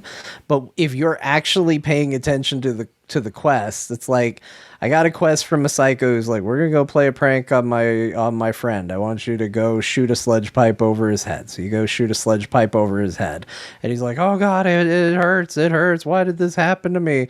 And he's like, aha, that was a funny prank. Okay, now you're gonna go play a prank on him for me. You're gonna go turn off his air conditioning. And then you go turn off his air conditioning, and it causes a fire, and he lights on fire, and he seemingly burns to death. Yeah. And then you go talk to the other guy, and you're like, I'm sorry your brother's dead. And he's like, he's not, you fell for it. It was our prank. He pretended to die. Now we're gonna kill you. And it's like, it's the same card every single time. It's like, what's the joke? It's surprisingly violent. What's the joke? It's surprisingly violent. What's the joke? It's surprisingly violent. What's the end joke? Violence. They don't know how to do anything else. And as a result, why should I pay attention to the story? The story is constantly the same. There's no reward for my investment, at least on the initial buy-in.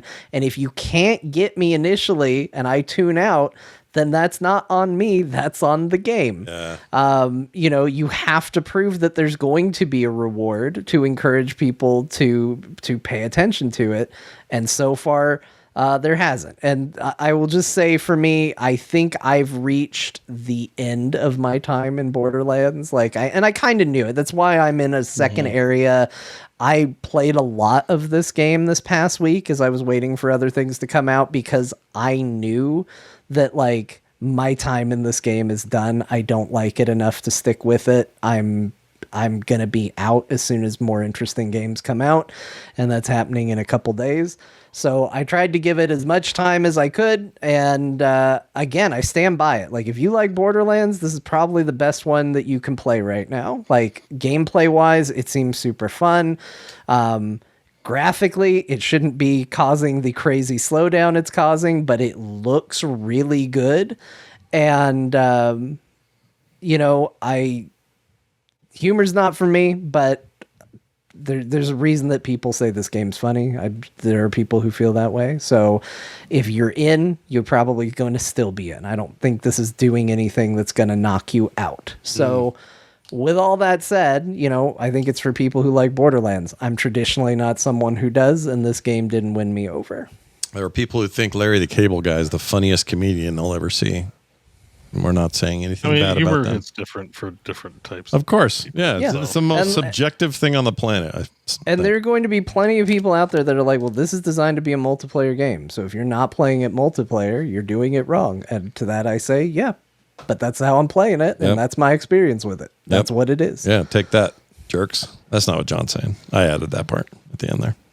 I'll say it. Take that, jerks. Well, we've all, I think, played more No Man's Sky, but I don't have anything new to really add. Beau, did you do anything in that game that you want to mention? I've just been working on my settlement and exploring planets. I'm at a point now where I think I've mined out most of the MSQ content. My save file is now longer than my original save file in hours. I think I have 110 hours. Jeez. On this new save file I started recently. Yeah. So I've done all the mainish quests and business that there is to do. So now it's just I'm working on my settlements and traveling around's fun and improving my starships and collecting things. But I think I'm probably at a point where I'll probably be dipping out, playing less and less, and possibly stop at this point. Yeah. Just because, it's 110 hours. If I wasn't doing a show and feeling pressure to play other things and diversify, I might still stick more with it, because I do love just hanging out in there and playing it. Mm-hmm. But, it was a good time. It's a great time playing No Man's Sky. And, we'll see what they do for their next big. I mean, honestly, this might be the most pressure they've had to outdo a previous patch. This is a hard one. I think they just put it out. I feel like Sean Murray was surprised that so many people came back for this one, because I think they have sort of an expectation about their numbers that are typical, and this was atypical. But I think they didn't know they had it in them, but giving that kind of creative control to a player in space is a massive deal. So I think that I don't know what they do next, and maybe it's never as big a deal as this particular patch, but we'll see. I mean, I think it's always just going to be what it is. It's always there for you to jump in. I'll probably keep it installed for a long time for, log in and just check it out and fly around. It's not every game is a failure just because you're not going to decide to make it your lifestyle game and play, 5 days a week. Sure. I think it's still going to be very satisfying to log in and go explore some worlds and farm some shit and, all that business, all the good times. I mean, there's a part of me that kind of wants to go hard on the game because, I want to 100% all the milestones in the milestone journal. But it will take a while to do that. That's not a quick thing.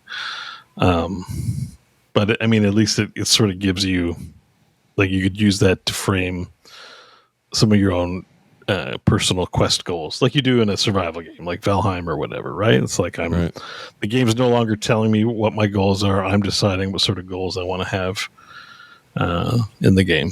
That's a fun place to be. But having done a lot of Valheim this year, I just know that I think I want to diversify some of my gameplay this year before I'm probably returning to Valheim for whenever that big biome patch comes out, that kind of thing, right? Like I talked about earlier with Survivors games. I'm just looking to diversify my gameplay a bit. So. Yeah, it's a good. I think that everybody should do that once in a while. John, anything to add to the No Man's Sky pile? No, I'm still playing it, still checking every now and then, but nothing new to say. If you want to know my thoughts on No Man's Sky, listen to like the past 3 episodes. Well, there you go. Yeah, we've talked doing that. We've talked it a lot, and that's kind of what I've been doing too. I'm going to tell you now about my time in Deep Rock Galactic Survivor. I will not spend long here because John played this a bunch in early access and talked a lot about it, and I think did a bang up job on explaining how the systems worked, how to unlock classes, what the game was like, and so forth. It's another. It was good. You told me it was good, and you know what? You were right. This game hit 1.0, which is when I dived in, and it's great. It's a different kind of great than the thing than Megabonk. It's a more. I mean, we already love this franchise. We love these dwarves. We love the Deep Rock Galactic vibe. I can't wait for their survival game they're working on, or roguelike, whatever it is. I think it's cool that they're making this, like a bunch of games, not just the one game we think of. What you didn't really tell me, or you told me, but I didn't really understand what a big deal mining is. And I know it was a big deal because you had to mine for stuff, for resources and everything. And of course, it's based on Deep Rock Galactic, a game about mining. But it adds not just obstacles for you to get away from all these bugs, but also like, all right, they're really cornered me. I need to get the F out of this. My best bet actually is to cut a hole through this chunk of rock that will take me to the other side, where right now none of these bugs are. And when they come around that other side, I can get proximity to some of the exploders and they'll take out 90% of my problem. Like, there's strategy in this that I don't see in these games usually, or this kind of strategy. It's just different, right? I'm not saying this is a got you, because I know people try to do this, and that's not what I'm trying to do. But it almost turns it into like a tower defense, because you're doing the routing kind of in a weird sort of way. I'm not trying to get you. I'm not trying to be like, Scott, admit it, you like a tower defense, because it's different. It's not the same thing. You're not building lanes out of towers, but it does have that element of like, if I funnel enemies through here and I put fortifications down and stuff on the way, I can really make some stuff happen. Yeah. And it kind of adds that organically into the Survivor's formula. Yeah, I agree with that. I don't know that I'd go so far to say because I've heard people say, dude, Loop Hero, one of your favorite games ever, it's basically reverse tower defense. And it's a loop defense. and I understand their point, but a lot of it is just application. What I don't want is a winding road with a bunch of towers that shoot a winding group of things that come through the winding road. Whoop, I got them. Okay, cool. But they're coming harder next time, and I've only got a minute to choose which weapons to upgrade, and I've got this much I hate that shit. There's like an erosion creep on defining genres. Like, we've talked a lot about this with Souls, where it's like everything's a Souls like. Yeah, I don't like it. To the point where the term becomes incoherent. So you have a very specific set of mechanics and operations that constitute what you mean by tower defense. Mm-hmm. And yet you can take a lot of things and say, well, it's tower defense-y, but maybe has 70% of the mechanical expression that you're referring to, and maybe that's enough to fundamentally change it where it doesn't count as what you were talking about. Yeah. And that's why categorization gets like kind of rough, right? Where it's just like, it's just shorthand. It's not actually, mm-hmm.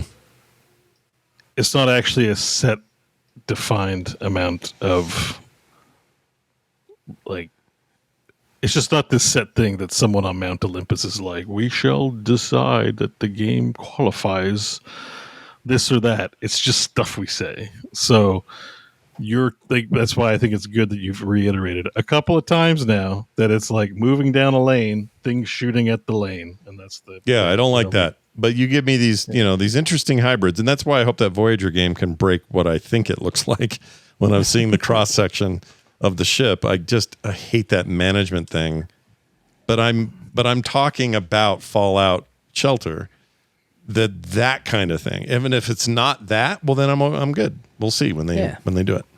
I mean, that's all I'm saying is that it is similar to that sort of idea, is that you can find a way to create almost traps by laning enemies through certain areas, although they will eventually ruin that plan because they can also mine. They also mine. They're slower, but they can do it. And as you get deeper, they get better at doing it. And it gets real hairy down there. But I've unlocked everybody except for the final dude. I forgot. He's the driller, I guess, right? The last guy. Is the driller the final one? I think the one so. I play as? Gunner. Well, at least in 1.0 he is. It may have changed during development, but he's the final one. Before I think that, that's right. I think you get scout, then gunner, then or it goes scout, engineer, gunner. Right. The engineer. That's right. I engineer second. I got gunner second. That may have changed. It may have changed, or I might be remembering wrong. Both very possible. But yeah, I think my guy, the drilling guy, was the last one I got. Who I forced myself to like. Yeah, you liked him. I ended up liking because I was like, that's who I play in Deep Rock Galactic, so that's who I have to like here. Even though the mining was my least favorite thing in this, and so I was like, I gotta get good at this. Yeah. And I made myself do it, and I think I eventually got pretty good with him. Now you love him. I like the gunner a lot. My only beef with him is that his main weapon, which you upgrade a lot, or at least I do, it only works facing the enemies, and that's frustrating, but whatever. I think that the way they did that, though, is kind of mechanically interesting because it forces you to lean on the other areas that they're strong. Mm-hmm. So, like, I didn't do a lot with the gunner guy, admittedly, but for, like, the engineer, I think he shoots, or maybe it's the driller, one of them shoots backwards, and it's like, the hell do they shoot backwards for? How is that beneficial? And it's like, well, if you're drilling a lot, you're going to get chased by bugs a lot. So shooting out your back is actually pretty ideal in that situation because you're going to be doing a lot of running away as you're drilling through all these walls. So I do think they do some interesting things with the mechanics where it's like, yeah, here's a limitation. You're only going to be able to shoot behind you, but it's going to go along with your perks and play style because you're going to be drilling a lot and doing a lot of digging and stuff like that. Yeah. I would put this, so before I move off it, I'll give it kind of a ranking here. I think I'd put this in my top 3 or 4 of these. I'd probably put it, I don't like the OG one. I don't like Vampire Survivors proper. I don't know why, I don't like it. Never liked it. Crazy. I know. It makes no sense. To it. Play Contra, Scott. Do the Contra level. Maybe I'll do that. 2 frames of animation. Yeah, but they're 2 beautiful frames of animation. I think that may be part of it. Aesthetically, that thing just never did it for me. But then here I am praising Megabonk. It looks like it was made in a couple of weekends. Yeah, maybe. But I think maybe I would put Death Never Dies, this, and Megabonk up there in my top 3, I think. Yeah. I really like all 3. Do you like that Halls of Torment? That's a I like that one too. Yeah, that one's pretty good. I'd probably put it that used to be up higher, but the Death Never Dies, or am I giving it the right name? Death Never Dies? Is it Death Must Die? Death Must Die, thank you. Yeah. It sounds like a James Bond title either way, whatever you do. It does. That game took the spot of Halls of Torment because I think they do what Halls of Torment was trying to do, but better. And that game's very good. That's Death still not Must 1.0 Die yet, is but so good. So is Halls of Torment, but I'm with you. I think Death Must Die is better. It's excellent. As far as like kind of grim, dark, Diablo-y loot is a factor, all that stuff, that one I think just kind of kicked its butt. But I haven't checked in lately. Maybe Halls of Torment is really up their game. I don't know. Anyway, there's that. I played 3 hours of Metal Gear Solid Delta. Cool. Formerly known as the Snake Eater 3 or 3 Snake Eater, I guess. Right? I don't know if that's right. PlayStation 2 game that a lot of people in my life had said is the best one. And I played 1, 2, 4, and 5. You skipped. I skipped 3 altogether. Don't know why. Don't remember what my deal was. I don't have a good excuse for this. However, I streamed it. I played about 3 hours of it over on stream with a bunch of people watching, and it is a beautifully rendered game. I don't know if you've seen side by sides, but it's just it's truly a remake. It's not one of these fake makes or up-resed. Yeah. It is like completely visually a very different game. But the core game is still there. and it's everything that, from what I can tell, was there in the original thing. There are two control schemes. One is this more third person over the shoulder stuff, and the other is the original kind of how to go into first person mode to shoot. It was a little bit awkward. People like it though, and it's there if you want it, but you can choose this third person thing. That's what I decided to do. I don't know why I am looking at that screen so long. Anyway, this is my playthrough. Criticizing your own gameplay. My own gameplay. I think I was talking to chat.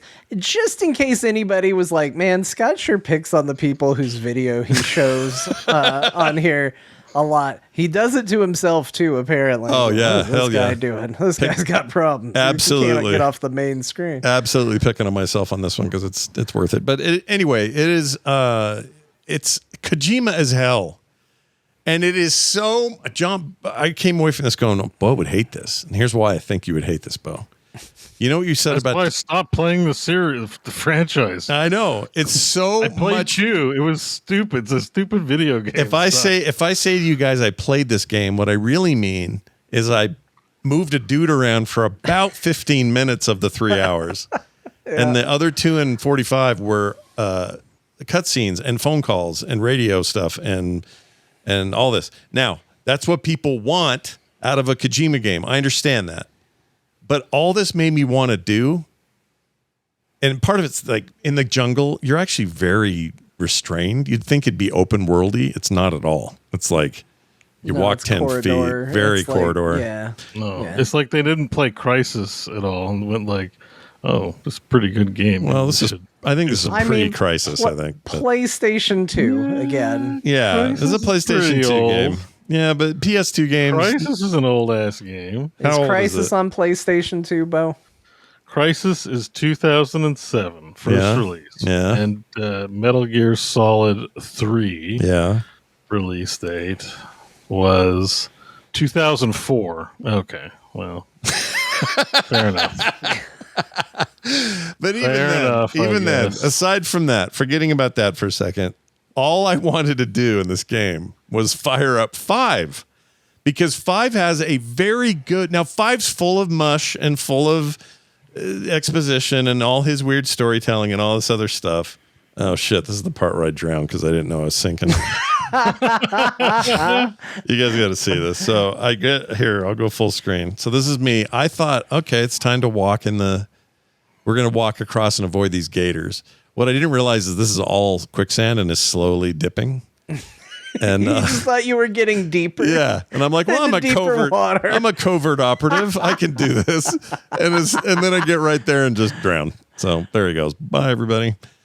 Anyway, Snake, and then the girl calls me Snake, and the look on my face is appropriate. Dead. Anyway, the point is, 10 out of 10 game, by the way. I'm pretty sure every Metal Gear Solid is a 10/10 game, like universal acclaim. Well, that's why I'm saying 5 kept coming up in my head, because 5 knows how to give me a game loop that isn't so spotty with having to talk to people or have tiny little corridor sequences or, all of that. Which, again, this is not me pooping on this game. I loved 2 and I loved 1, but 1 and 2 are a lot like this too. So I'm not even saying exactly it's that different. like this, but I'm playing this in 2025, and my expectations and my tastes have definitely changed. And one of the things that changed with it was I really liked 5. 5 was awesome because 5 had gameplay in it. I had to go out in the desert, walk up to a giant fortress full of bad guys, and figure out how I was going to take these guys down one by one and solve mysteries and do shit in there. And I'd say 1 has a good start too. Yeah, 1's all right. I mean, I will say this, Scott. I think if I don't think you're wrong, and I'm with you, because Metal Gear Solid 5 is probably my favorite one to play, even though I think it's obviously missing story elements, right? Yes, for sure. It's an incomplete game, but it's in terms of the gameplay loop, it feels very, very good. It's a better video game, I'll say that. But I think if you went back and played it, you'd be like, oh my gosh, this game is still a lot of cutscenes and talking. Oh, yeah, for sure. And I know that early on, especially, it's real packed up front. And this is too, but this just really broke into every moment of possible gameplay. It would interrupt me having to talk to, what do you call them, first Uncle Tom was his name, and then he Major became Uncle Tom. Zero Major or Tom. Major. Yeah, Oh, it's not Major Uncle Tom. Tom. Major No, Zero. Uncle Tom's a different. No, very character. different thing. And then I got all wound up in like, why does this boss lady seem like she's 22, but she was in World War II like a decade and a half ago, and I got all bunged up in that. And then Kojima stuff. There's some amazing scenes that are just ridiculous. I think I like this. I just the desire to get out of this and play 5 was ever present.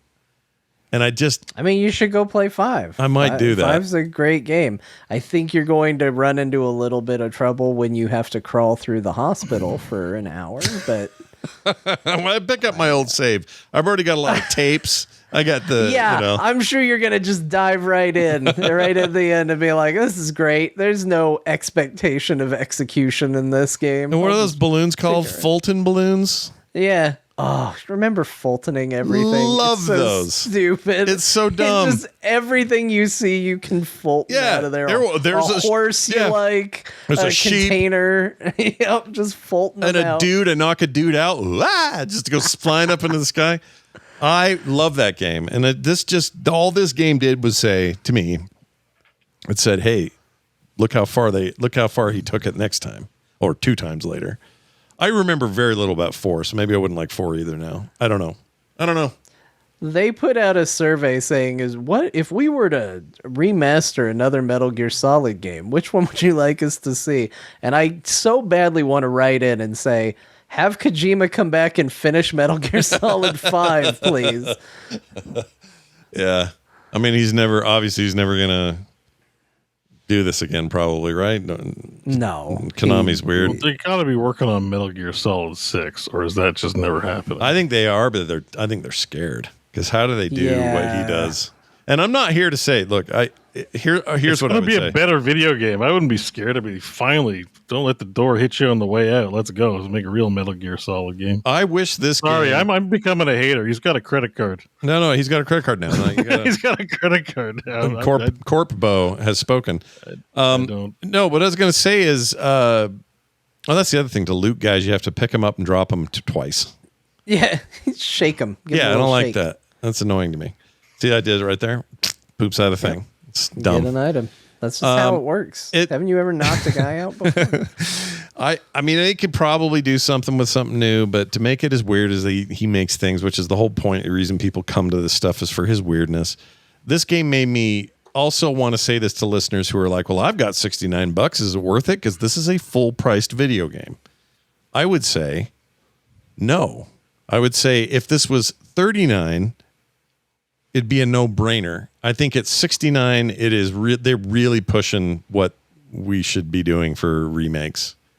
Even though I think, like, visually, the overhaul's real nice, but it's still underneath. It just feels a little shallow. So I don't know. I know there are going to be people mad at me for this because they love 3 and they just praise 3, and I'm wrong. For those people, they should go buy the game. Like, go, Yeah. I mean, go what buy else? the What are you game gonna and be say? done. Like, it's are we fine. gonna say like we're just gonna have the opinions to make people happy? Like, No, we can't do that. It's the same thing as you gonna do? Borderlands a second ago. If you love Borderlands, love Borderlands. Nobody on the show is telling you not to like it. Same thing with this. But I'm not surprised that Kojima pacing isn't for Scott. And if you've listened to the show for more than 5 minutes, does that really surprise you too? It's not that I don't like his pacing. It's that I don't like it when he doesn't let me play his game. I think he wants to make movies more than video games.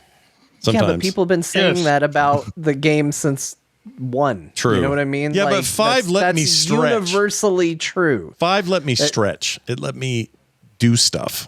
And parts of it, and also do it in my own kind of way, and I wasn't constantly being stopped by a cutscene. It was like lots of cutscenes, but when I'm had to go do a thing out in the world, I had to think about it and go. It had an open world that you could roam around. But you could you're go also- make your own fun when you were like, Yeah. I'm done with cutscenes. I'm going to go. You're also Fulton sheep. assuming attributing credit to Kojima on this when it's the game that he went out the door on. Fair point.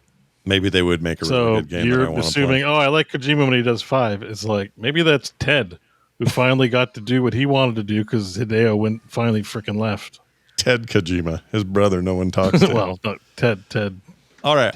You know what? I'll give you a glowing review from a listener. Nick wrote in, got a little email here. He says, Core Boys, Nick from Springfield, Mass. Scott mentioned missing MGS3, meaning I didn't play it. He says, I played it back in the day, but barely remember it since WoW had my full attention then. I grabbed the remake on PS5 and it looks and runs amazing. About 6 hours in, 2 of those on PS Portal, and it's been flawless. Stories as wild as ever. Love the show. So there you go. A tried and true fan. He's going all in. All right. Yeah. Thank you, Nick. I'll probably play it at some point. I'm interested. I like Metal Gear Solid. I like its pacing. I don't mind the insane cutscenes. The only time it ever bothered me was when, on a school night, I beat Metal Gear Solid 2, and I was like, I'll just finish this before I go to bed. And then 3 hours later, when the ending finally occurred, I was like, I'm going to be so tired tomorrow. This was a mistake. Beating the game was wrong. Yeah, it's happened before to me. Cruddlefish in the chat says you would hate MGS4. No, as I mentioned earlier, I said I beat MGS4 on a PlayStation 3 and enjoyed the hell out of it. And I like those. I love that weird game, and I really like the weirdness in 5. The weirdness isn't my problem. My problem is, do I get to play? And maybe if I played 4 again, I'd be like, oh, this doesn't hold up the way it plays. But I do want to see all the psycho shit happen. That's fun. This makes me kind of just want to go play 5, but watch the cutscene somewhere else and just do a movie watch, right? You could movie watch this game. Absolutely. I think you could. And I'd like Kojima to actually go make a movie. Do that. And here's another problem. If his new game called, what is it? Knock, or what was it? OD, like Garfield's friend. Yeah, like Odie that doesn't like, he likes Mondays or something. Anyway, if he makes that thing chock full of weird story content and not a lot of gameplay, that game won't scare me because I'm not in control of those moments. This is the difference. This is what's like in Silent Hill F, which I now have thanks to Shatterproof. We're going to be playing that, and I'm going to be terrified, and I'm going to make a lot of noises no one likes, or maybe they like too much. I don't know which, but that's going to happen because I'm in control, and when I'm in control of a character and things are going down, I get real personally involved. But when it's like just showing me a movie of scary shit, it's not scary to me. So I don't know what he's going to do. I don't want to jump the gun on what Kojima's plans are for that girl, that redhead girl, but I'm sure it's going to be fine. Moving on. Guys, I played a game that is only a demo, and I just want to tell you this is a day one purchase for me, and I'm going to be quick about this, just like I was about Metal Gear Delta. I'll be faster, I promise. This is a game called Slots and Daggers. It's a game by a dude named Friedman. And Friedman? He's making a game that is so up my alley I can barely stand it. It's a slot machine that's got this great aesthetic. It looks like old ass, like army, I don't know, weird machine, where you go and you win coins and chips and stuff, and you do upgrades, and you roguelike your way into this thing, and you play a slot machine that is actually what's fighting the demons or the devils, as you can see in the screen I'm showing. If you're listening only, I recommend you seek this out. The demo is up now on Steam. It's called Slots and Daggers. It's a German developer making this. It is not out yet. The second this is available, I will be a wackadoo playing this game. I'm so excited. Slots and Daggers. Go check it out. Hey, Scott. Yeah. Sorry to bring it back. Do it. Bring it back. I just thought I would try and find a little validation for you. Do it. Okay. Do it. Now, granted, this is Google's AI breakdown right now, so take it with a grain of salt. The grainiest of salt. A big one. The mighty grains. All right. I asked for a total breakdown of cutscene time between each Metal Gear Solid. Okay. Metal Gear Solid, 2 hours, 20 minutes of cutscenes. Metal Gear Solid 2, about 5 hours. Oh my gosh. Metal Gear Solid 3, Snake Eater, about 5 hours. Metal Gear Solid 4, Guns of the Patriots, over 8 hours with a single cutscene exceeding 70 minutes. I remember that. Yeah. Metal Gear Solid Peace Walker, 3 hours. And Metal Gear Solid 5, The Phantom Pain, roughly 5 hours, which includes the cutscenes and radio content from Ground Zeroes. Okay. So you are not wrong that Metal Gear Solid 5 probably felt quicker, because if you remove Ground Zeroes from the gameplay, that number goes down a bit, which puts it, you're looking at Metal Gear Solid 2 and 3 territory there. 4 is actually by far the longest. Yeah. Yeah. So, and you played that at the time, which, you know, your tastes might have been different at the time. Yeah. So it is actually roughly the same, according to this, roughly in the same ballpark across the board, with 4 being kind of the standout exception. Yeah. Part of this is just nostalgia eyes. Like my friend Andrew and I would play Metal Gear 1 constantly, and it was all the stupid references like the DARPA chief needs your help. And he called Revolver Ocelot, he called him six-shooter Yosemite because he couldn't remember his name. Also, he couldn't say Yosemite like a normal person. He had to say Yosemite. That is... I'm surprised that's a friend, because that's the most Scott Johnson sounding name I've ever heard. He and I were like cut from the same piece of fruit. We always were. He went into real estate, and for some reason that made everything weird. But the point is, back when we were into that stuff, Resident Evil 1, same thing. We called the guys that toward the end of the game that would slice your head off, we called them Smeagol's, even though obviously they're nothing to do with that. Like, we were really into that stuff, and Barry and his voice and all those things. So a lot of this is that. It's like, we got to help the DARPA chief. I'm the DARPA chief. Like, we were always saying this to each other. Our wives hated it because we wouldn't shut up. So part of my love of the series is that, and I'll admit it. Like, it's probably, you know what? Maybe I'll watch the rest of the cutscenes and just enjoy that, because I am enjoying those. Those are fun. It's just the gameplay seems like, okay, am I walking for any time here? Oh, I walked into a room and I'm not doing it anymore. Okay. He grabbed her boob and found out she was a lady. All right, moving on. Let's keep going. Anyway, there's that. And then some quick thanks. Mentioned CT7567 for Megabonk. I want to thank OtakuNet21. Thank you. It looked like Otakunt21. Otakunt. Yeah, you did. And then what'd you do with it? Well, ruined it. He gave me a game called Ale Abbey. It's basically a beer simulation game that's set in like old time, like, you know, Middle Ages kind of stuff. I'm excited to check that out. So thanks to him. I haven't tried it yet though. And I mentioned those. Shatterproof. Oh yeah, October horror is now set. Shatterproof did give me Silent Hill F. That is the effing game we're going to play, and John's going to be there with me. It's going to be crazy. So watch for that. John, What'd you play this week besides all the shit we talked about? It was mostly shared games. We all played the same thing. I do want to give a little shout out, because there's been something, you know, every now and then I'll mention that I still play Fortnite. I don't talk about it week to week because what more to say? It's Fortnite. But I did do something a little different this week. Fortnite had a mode that it launched, and it was going to be a limited time mode. It ended up being so popular, they have just put it in the game permanently. It's a mode called Fortnite Blitz, which is basically you drop onto imagine the size of the island after at least one or two circles close. Imagine a circular island that big. It's much smaller. There are only 30 people. Everybody starts with the same kit of gear.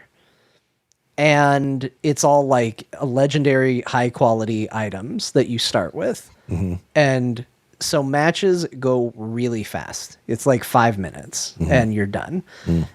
Also, exceptionally easy. I went on a run of 8 wins total. 6 of them were in a row of winning this mode. Like, it almost feels like... Is it bots or what's going on in there? No, it's not it's not bots. Although that is what everybody's going to say. They're like, you won in a row? No, it's just fast and frantic. And it turns out that I'm better at just one-on-one fighting. Now, they cycle through gimmicks that Fortnite has had. So right now in the game, Blitz mode is it's called Stark Island. So you start with either a full set of Tony Stark Iron Man gear, or you start with a full set of War Machine gear. And that happened to be a window of time where I played a lot of Fortnite, and I'm really good with that particular kit. So it plays to my strengths. Sometimes they pull from a era that I didn't play or I'm not quite as good with, and I don't imagine I would do quite as well.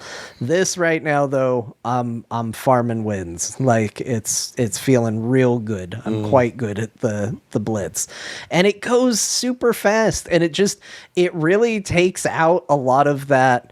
Well, stand there, let me go into this house, see what's in there. Okay, not a good gun. Let's go down the street and see what's in there. And it just turns into almost like an arena real quick, like get in, shoot, have a battle. All right, I died or I won, and now we're going to get back and do it again. Like, it's very fast and frantic, and it's a lot of fun. So I had a few people recommend that mode to me who knew I still played this game, and I hadn't really tried it until now. Now I have, and they were right to recommend it. It's super, super fun. Nice. I hadn't even heard of the mode. It's nice to hear they're doing stuff I like that they listen to the community and say, hey, this was a big hit last season. Why don't we make that permanent? I think that's cool. Yeah. Beau, you play. Oh, I can't wait to hear about this, even though I'm hearing a lot of mixed things. But how's the Skate in early access? Yeah, so Skate. Most interesting part of this game is this is a name with a thing. Like, we got shapes with a Z. This edition of Skate is actually Skate with a dot. Oh, okay. Skate with a dot. So even in my Steam library, it says Skate and has a dot on it. So it's not just skate with a period. Oh, wait, I know why you wouldn't say that. I don't know. It's a little unclear. I suggested it, and then I went, oh, wait. I was just like, a dot's a little weird. We call that a period typically, but then I said it, and I went, you know what? Skate with a dot works great. Let's just keep going with that. Yeah, well done. So let's cover the good first and the bad, because the bad's bad, but the good's good. Good. Okay. The good is this is a Skate game. The control schema is how you expect it to be, and I like the control scheme. And it's there. The skate spots are cool. It's free to play, so it doesn't cost you anything to play, which is fine. And this is just a demo, or is the final game going to be free to play? Early access. It's the full game. Just play it, and it's going to be free to play on release. Really? Play. Okay. So what I like about it is it's got like a quest system. And it's like an online space, so when you're skating around now, you see all the other skaters around, which is cool. I like that. When someone falls over on their board and they're lying on the ground, I ollie over them. I enjoy that. It's fun. You can see people take wipeouts and stuff, and your own wipeouts are pretty spectacular. Honestly, the foundation for this early access game is a skate game. It's good. It's got all the moves in there. One little quibble is maybe, I think my 8-bit do is not the best because it is flick controls with and those controllers. I think I need something with a little bit of a tighter stick for some of the sensitivity of how it detects. Like basically, you hold down on your right controller and then push up to jump up onto something like ollie, right? Sort of. It replicates the mechanics of bending your knees, then popping and doing a trick. So ollie's just straight, but if you angle it like the stick 10 degrees to the right, that might be a heel flip, or 10 degrees to the left, that might be a kick flip, depending on which stance you're in.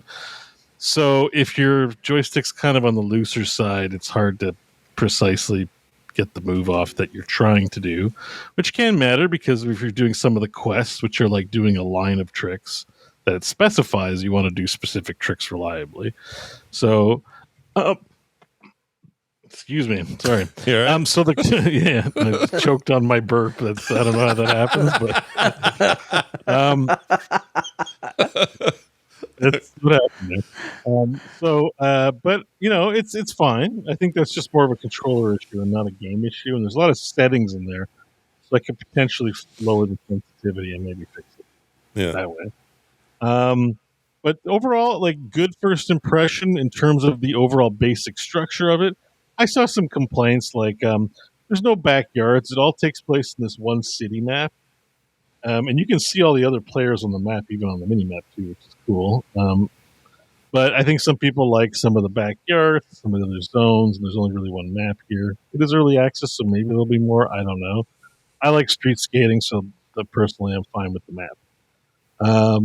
Off to a great start, basically. Game's fun. I planned just to check it out for an hour, and I got playing like a couple hours, and I'm like, damn, like this is how I like to play skate. I'm not like, oh man, I got to play skate and get really good at it. It's like I'm just feeling chill, and I just want a little bit of video game in my hand.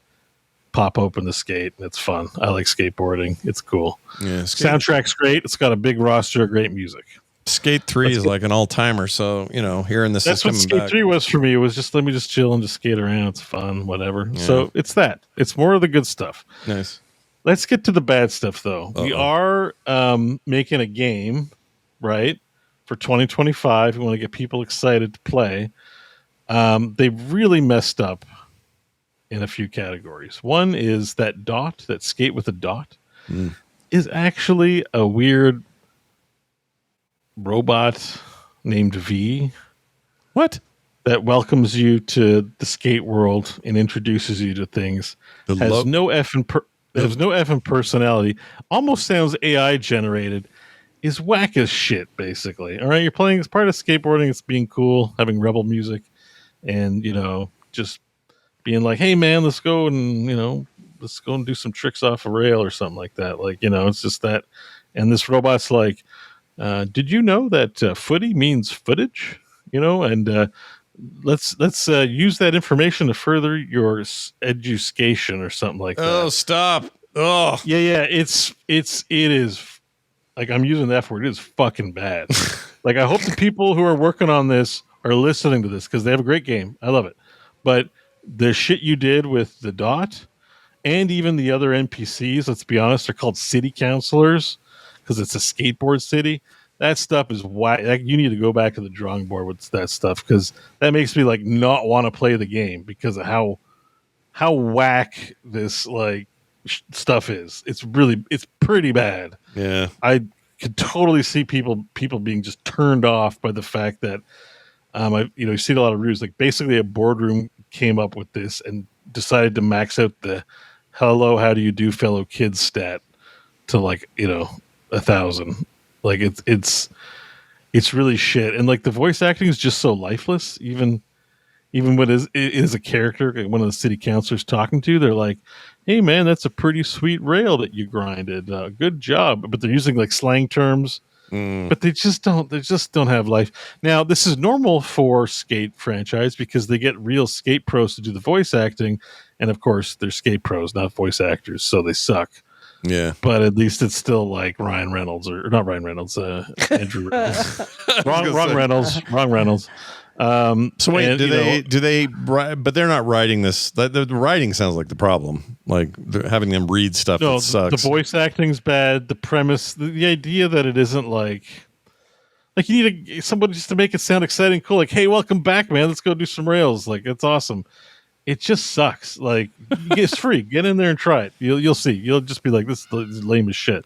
So it's kind of frustrating because I think the bones of the game are good. It's early access. I even like the loot box system. Basically, loot box system is like, as you level up doing the quests, you level up the kind of boxes you get, and a box might have, like gacha style, 10 different items. Now, when you open an item, you'll never get that item again from the box. So basically, you just got to open 10 boxes. It's just random what order you get the rewards in, and then you're done. You're buying it with in-game currency that you're earning. You can use real money to buy like super special shit, but based on the terrible voice acting, I'm not spending money in this game ever. Maybe they want you to buy a better narrator. They have to make it feel awesome to be playing their game. I feel like a loser playing their game. Like, you need to hear this because I think the game is fun. I could seriously spend a lot of time doing this and even try and invite other people into the game because you can do missions in teams. Right. It's an MMO. It's a skateboard MMO. Very ambitious. Super cool. I think I found the writer, by the way. This is him right here. Is the guy who writes all the dialogue. I mean, honestly, Steve Buscemi would be way better, right? Yeah. I mean, it is like, I don't know if they spent zero budget on any of this stuff, or whoever's in charge just has a really bad idea. about what to do. You know what I mean? Like when you just get in and the game feels like it's got a vibe. This vibe just sucks. It's like, what if we made a game that, was voiced by Siri? Hello, skateboarder. Come and enjoy playing. And it's like in the title, like that's what I mean when it zoomed in on the dot and the dot grew a face, and now that face is the JPEG that greets me every time there's a voice line. I'm like, this was baked in at somebody was like, listen, this new skate, man, it'll have a dot, and that dot will be the AI personality that guides the skater through the skate park. And it's like, dude, fire that guy or girl. Like, get rid of them. You do not need them. They messed up your product big time. Unless they do other things that are good, okay. But like, it's such a bad mess up on something that I think has a lot of potential. I can't believe they let this launch this way. But it's an early access, so maybe it's fixable. Please fix it. Yeah, maybe they can fix it. Please make this game cool to play and not whack. Here's here's one of the voices you can buy. Sick move, Teen Skater! Wow. That's hardcore. Oh, you guys couldn't hear that, could you? No, I could. I didn't hear that. You can buy Sick that move, line? Teen Skater. Oh, it did work. I had my audio routed on my browser weird. Sick move! You should. Yeah. That one's not that's not the worst thing. Sick That's move, pretty Teen good. Skater! But this way though, hold on. Oh, this one. Hold on. Sick move, Teen Skater! Yeah, that's about the same. All right. Well, Is there any of the voice of the V? oh, I don't know. robot? I don't have that one here. Yeah. Yeah. It's bad. How about this It's one? bad. There's one for you. Sick move, Teen Skater. Oh boy. Oh wait, are you making AI line? Oh man. This is making it up. Yeah, I thought it didn't sound right. Yeah, no, it's not. I can see this actually. This sounds actually voice acted by not maybe talented voice actors, or like clearly. honestly, like or given bad direction, perhaps. I don't know, but it's whack as hell, man. They need to like. And it's not like I want somebody to be like, hey, let's go rip a thing. Like, they don't need to overdo it either, but they just make it, millions of games have done this. Just do something fun with it. Or just put simple text on the screen while you're blaring, the Offspring or something. Like, make it feel. Yeah. I mean, I think, like, there's just even, like, I'm skating around. It's like, hey, I just got an intel report that there's a quest available to you. And I'm just like, oh, my God, how do I shut this off? Like, right. See, like the more rep you've got, the more challenges the SVCC will throw your way. They want you doing the local scene. They'll also flow you rip chips, perfect for picking up the newest stuff at Extrovert. But Rip that's chips? a challenge. Yeah, rip chips are just a currency. I don't like it. I don't mind the rip chip term, but like it's just Siri. Picture Siri telling you everything you're reading. Now that kid looks great, but it may bug you. Luckily, we have a line challenge. Like, let's shut it down, score some rip chips, and maybe grab some new gear. And that's that little voice. You see that little box? Yeah, the little robot guy. Yeah. Yeah, it's like it sucks balls, man. I'm gonna tell it to you like a real skater. That's just like that totally like licks ass. Like it's booty butt cheeks, dog. You need to like Beau used to skate, you guys. He's real. He's for real.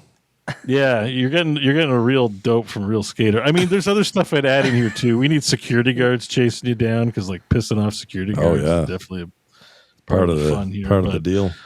I'm trying not to be too picky. And the major red warning sign of this game is just it is so whack, dude. Like it's when you feel like embarrassed listening to what you're hearing. That's a bad.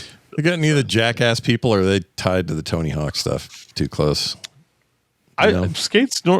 Well, they're not tied to Tony Hawk as far as I know. They're their own thing. Yeah, so they're all like they don't all cross like, over. I don't just think doing podcasts and stuff now, or yeah, that's true.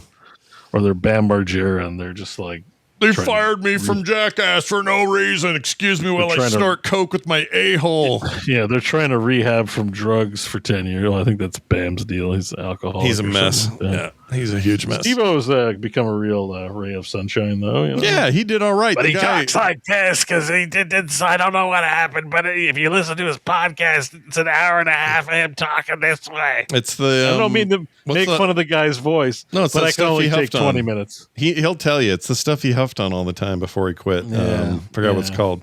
Anyway, Yeah. Messed his voice up. He did an episode, by the way, with Trailer Park Boys recently. Oh, recently? Really? In the prison one? Which I watched. No, not in the show. Like, it was a Steve-O podcast, but the Trailer Park Boys are on it. Oh, I want to check that out. I would listen to that. I listened to it. That's why I recently had to listen to one of his shows, and I'm like, man, this is hard.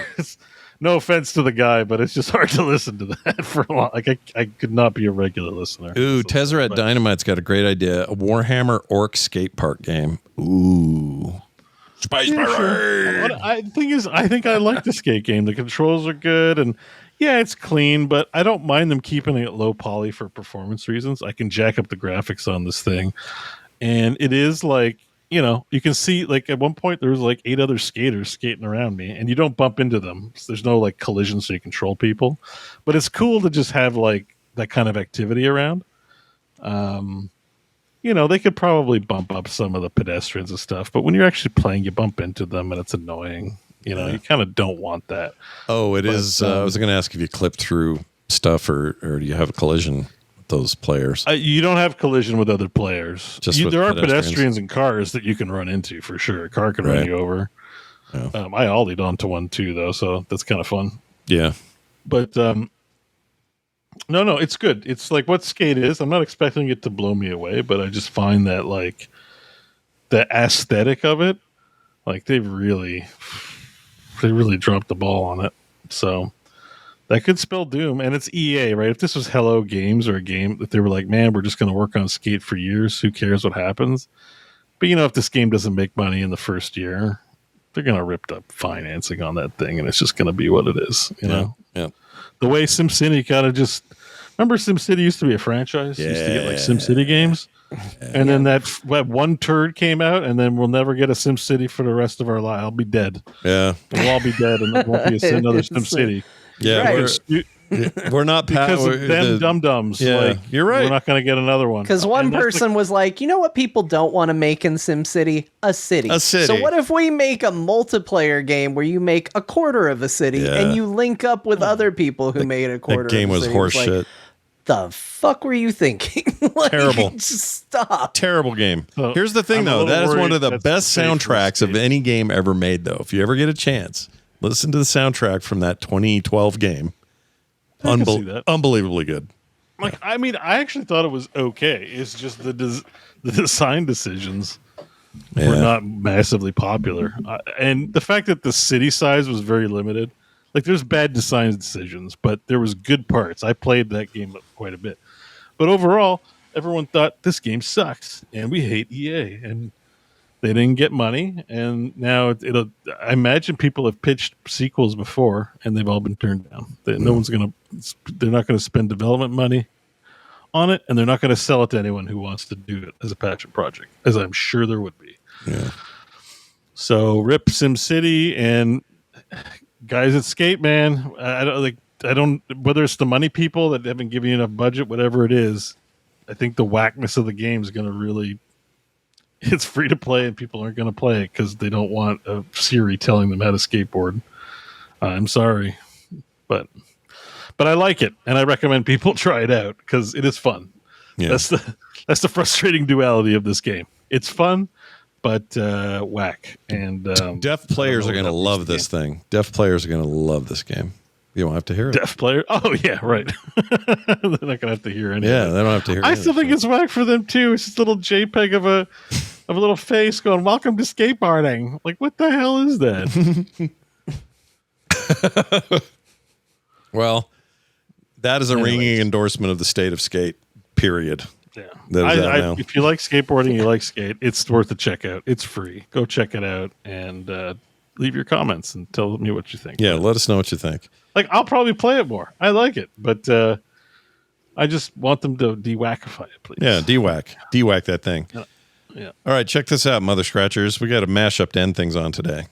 Remember the Peenies conversation from 2020? I do. Oh boy, the Peenies. Yeah, it's a core classic. Here you go. Not the Peenies. Bastard butthole fart nugget squeezer cheese. Oh shit. You You should have farted on Janice from accounting's donut that day in the break room. How is that an April Fool's Day joke? What, farting on You her? fell for it. I farted on your food and you didn't anticipate That's it. exactly my point. Wieners, dicks. This says alternative way to say it. Penis. Oh, okay. All right. I didn't expect okay. that. Yeah. Well, that I can pronounce, so Peenies. I think I'll just call it. Peenies. Hold on. Peenies. Wait, what? It is what they do. They touched them, and who knows, they might have had some chicken wings for lunch and licked their fingers clean. And then you've got licked finger on your box. Jeez, that was I don't- came out way worse than I thought it was going to. It was like a car accident. So penis by itself. Penis. All right. Plural penises. Peenies. Peenies. Oh, no, I didn't. I would have said penises. I would have too. See, this is what he sounds like when he's close. This is Beau when he's close. Hey, hello? Hey everybody, I hear this is how podcasting is done. Okay, I I just want get to it, get- guys. I just want to get right up in your ears, and now here's a goblin, and I will scream. I would have said either a What, bunch of peenies? penises or So when there's a bukkake happening, there's a lot of peenies. Peenies. It's the way he says it. It's like it was a pleasant surprise. there's something about this Peenies. guy's voice. Peenies. I didn't Peenies. realize. Peenies. He's like, oh, is there a penis? Penis. Yeah, he's excited either way. Peenies. If you're a new listener, the bukkake reference is a callback. Yeah, it's not Beau, Not just- a weird thing. Yeah. You can stay. We don't do that. Yeah, Beau's not obsessed with the act of khaki. multiple peenies. Peenies. All right, that's I'm awesome. not into the khaki. Don't take my money, please. Yeah, don't take my money, bitch. He hung up. He hung up? What did he hung up for? He doesn't want to talk to us anymore. Oh, he's still on Zoom. I see his face. Well, he wants us to see him. What if he Yeah. pulls his wiener out right now? Because he thinks we can't see him. What if he forgot? He just is like, well, hung up on the call. Time to take off my pants and do a dance. Those are good times. We haven't talked about bukkake in a while. No, I think that's plenty. We don't need to do It's probably fine. I think this show is like We've talked about it enough. Yeah. I think the like dirt quotient on the show at least has like dramatically lowered in the past year. You think so? I don't know, Or man. so. There have been moments. Judging by these like things, like I don't. When was the last time we talked about bukkake or Well, you know? I feel like I mean, we had a bit of a booby moment, but it didn't feel that good because it was kind of rapey. I And got so- I did the whole read know. the name. It said "stick a cock in me" or whatever it is. What was the name of that? What was it? Is that what it said? Was stick? No, it's something I don't else. remember that at all. Stick a. What was it? Roy, stick a cock in me. It's something like that. I don't remember what it was. That guy You got just me. have to go to the next tab. It was Barry Oh, McCockiner. oh, Barry McCockiner. That was it. I wish I got by. I really do. Oh my gosh, dude. But I mean, we someone will still clip have a that. little bit with it, but like we used to go really hard in the paint on it, you know. Or I think maybe. I think No, maybe we- you. I think it's still there. Not long ago, we had a long conversation about Captain Borderlands and his fascination of female ejaculation. Oh yeah, we did. That was not that long ago. No, that was moments ago. It feels like now that you're talking about it. yeah, maybe it just feels more intense when these mashups happen. Yeah. Yeah. I mean, we'll get a mashup in another couple years, and we'll go, "Whoa, my god!" It's like, can you believe what we said in 2025? I'm like blushing about like the content of the last one. Is I'm like, wow, why did that come up? well, because Beau said. Scott, apropos of nothing, telling us where to put the cock. I thought it was games stick for a. core gamers. What is it again? No, I've already forgot. Put the cock in there. Slam the cock. Wait, hold on. I got the things mixed, and I thought you were trying to remember our new slogan No, for Core. no. And then you said, Core, put the cock in her. Well, you know, we're workshopping it. See if it. Oh see if my it works. gosh, dude. That actually hurt to laugh that hard. Well done, everybody. It's also not the slogan for the show. No, the We slogan is do need to play look up games. more pronunciations of these words, though. That's something that has definitely fallen off. What is it? Do the And ki- that's Scott's thing. do the what did I say this new slogan is? Core. Play the games and score the Core, most. Play games, win all the time. Win all the time. There it is. Get that on that poster, Taz. All right, that's going to do it for today's show. Quick note, though. We got... and thanks, Jamie, for the mashup. Appreciate it, as always. Thank you, Jamie. We got another one of these I have to say from... And this is an easy... This is an obvious one. I think they did this on The Simpsons. Had, Mo the bartender say, Amanda Lovenkiss. That's our latest patron. All right? So this is really popular now to do this. It's fine with me. Amanda Lovenkiss in the bar. Exactly. I think he's done that, actually. Yeah. If we go to the patrons, we will find Amanda Lovenkiss. Yeah, we will find many men to loving. Wait, that doesn't work that way. Nope, that was not the name. Nope. Now you're looking for something different. Yep. Now I'm on a different kind of quest. Anyway, patreon.com/core show is where Amanda Lovenkiss can sign up, and so can you. Get no commercials ever. Pre-show content every week. Monthly art in the mail. What else can you ask for? Oh, some host specials. Those are coming. I got a great one coming up about stuff you guys don't know about how games are made, and it's based on an email from a developer, and so I've been holding this for just a special. Wait, it's an email addressing us. Now we suck at knowing. No. It's how people, not you guys, but the royal we don't know that. For example, the final bullet. When you empty your rifle in Gears of War, I think this is one of them. He said the final bullet does more damage than any of the other bullets. It's nothing to do with the reload thing or any of that. It's just the last bullet hurts more. And there was an article not long ago that had a bunch of those like weird things that games do to make you feel better as a player. That was one of them. There was another one about how enemy accuracy goes down when your health is at critical. That sort of stuff. Yeah, it's really interesting stuff, and we all think, is that the machine cheating? But no, they're just trying to help your experience feel good, really. So it'll be a good debate because I already want to start it now, but I'm pretty tired because it's just like because this show's long. Well, it's kind of it depends on the game. If you're just trying to give somebody a nice experience, it's fun. But if the player knows you're pulling your punches, it feels like you're being patronized. Well, and that's the line, right? That's the point of it is like you have to find that happy place. And when it comes to multiplayer, it's a different conversation. If you're not told that's happening, it also feels duplicitous once you learn about it. Yeah, like you're being screwed. Yeah. So I don't know, man. I don't know. Yeah, there's my initial impression is I don't like any of it, but we'll have to save it for we'll save it for a different day. Absolutely. It's a big conversation. I think that's I could fill 3 hours. Hell yeah. In the meantime, though, I'm going to hand, before I say anything else, did I say patreon.com/core show? Go to core.show for all your needs. Yeah, that's right. New URL. New cool stuff coming to that, I promise. Had a guy yesterday that said, quit telling me that until you have it. And then I had another guy yesterday say, you guys don't talk about World of Tanks enough. I might have to quit the show. What? That's the problem? One of them. How did they find the show? That's what I say. We talked about it one time. Was that the onboarding? They're like, finally, a podcast that caters to my World of Tank needs.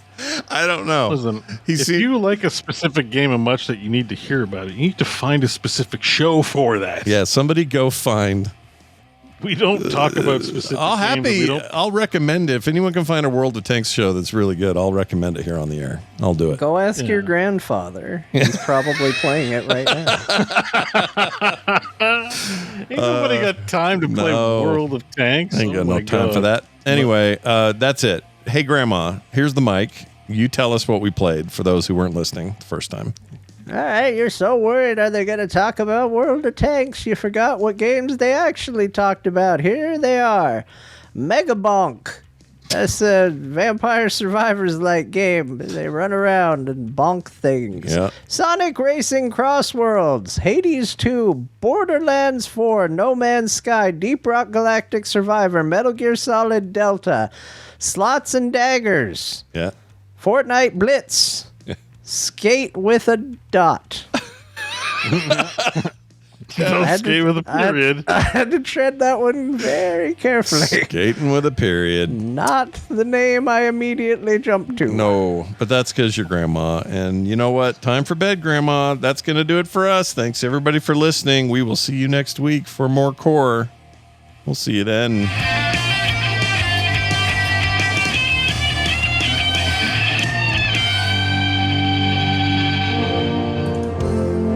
This show is part of the Frog Pants Network. Yes. Get more at frogpants.com. That was some fancy shooting. You're pretty good. Oh my gosh, dude.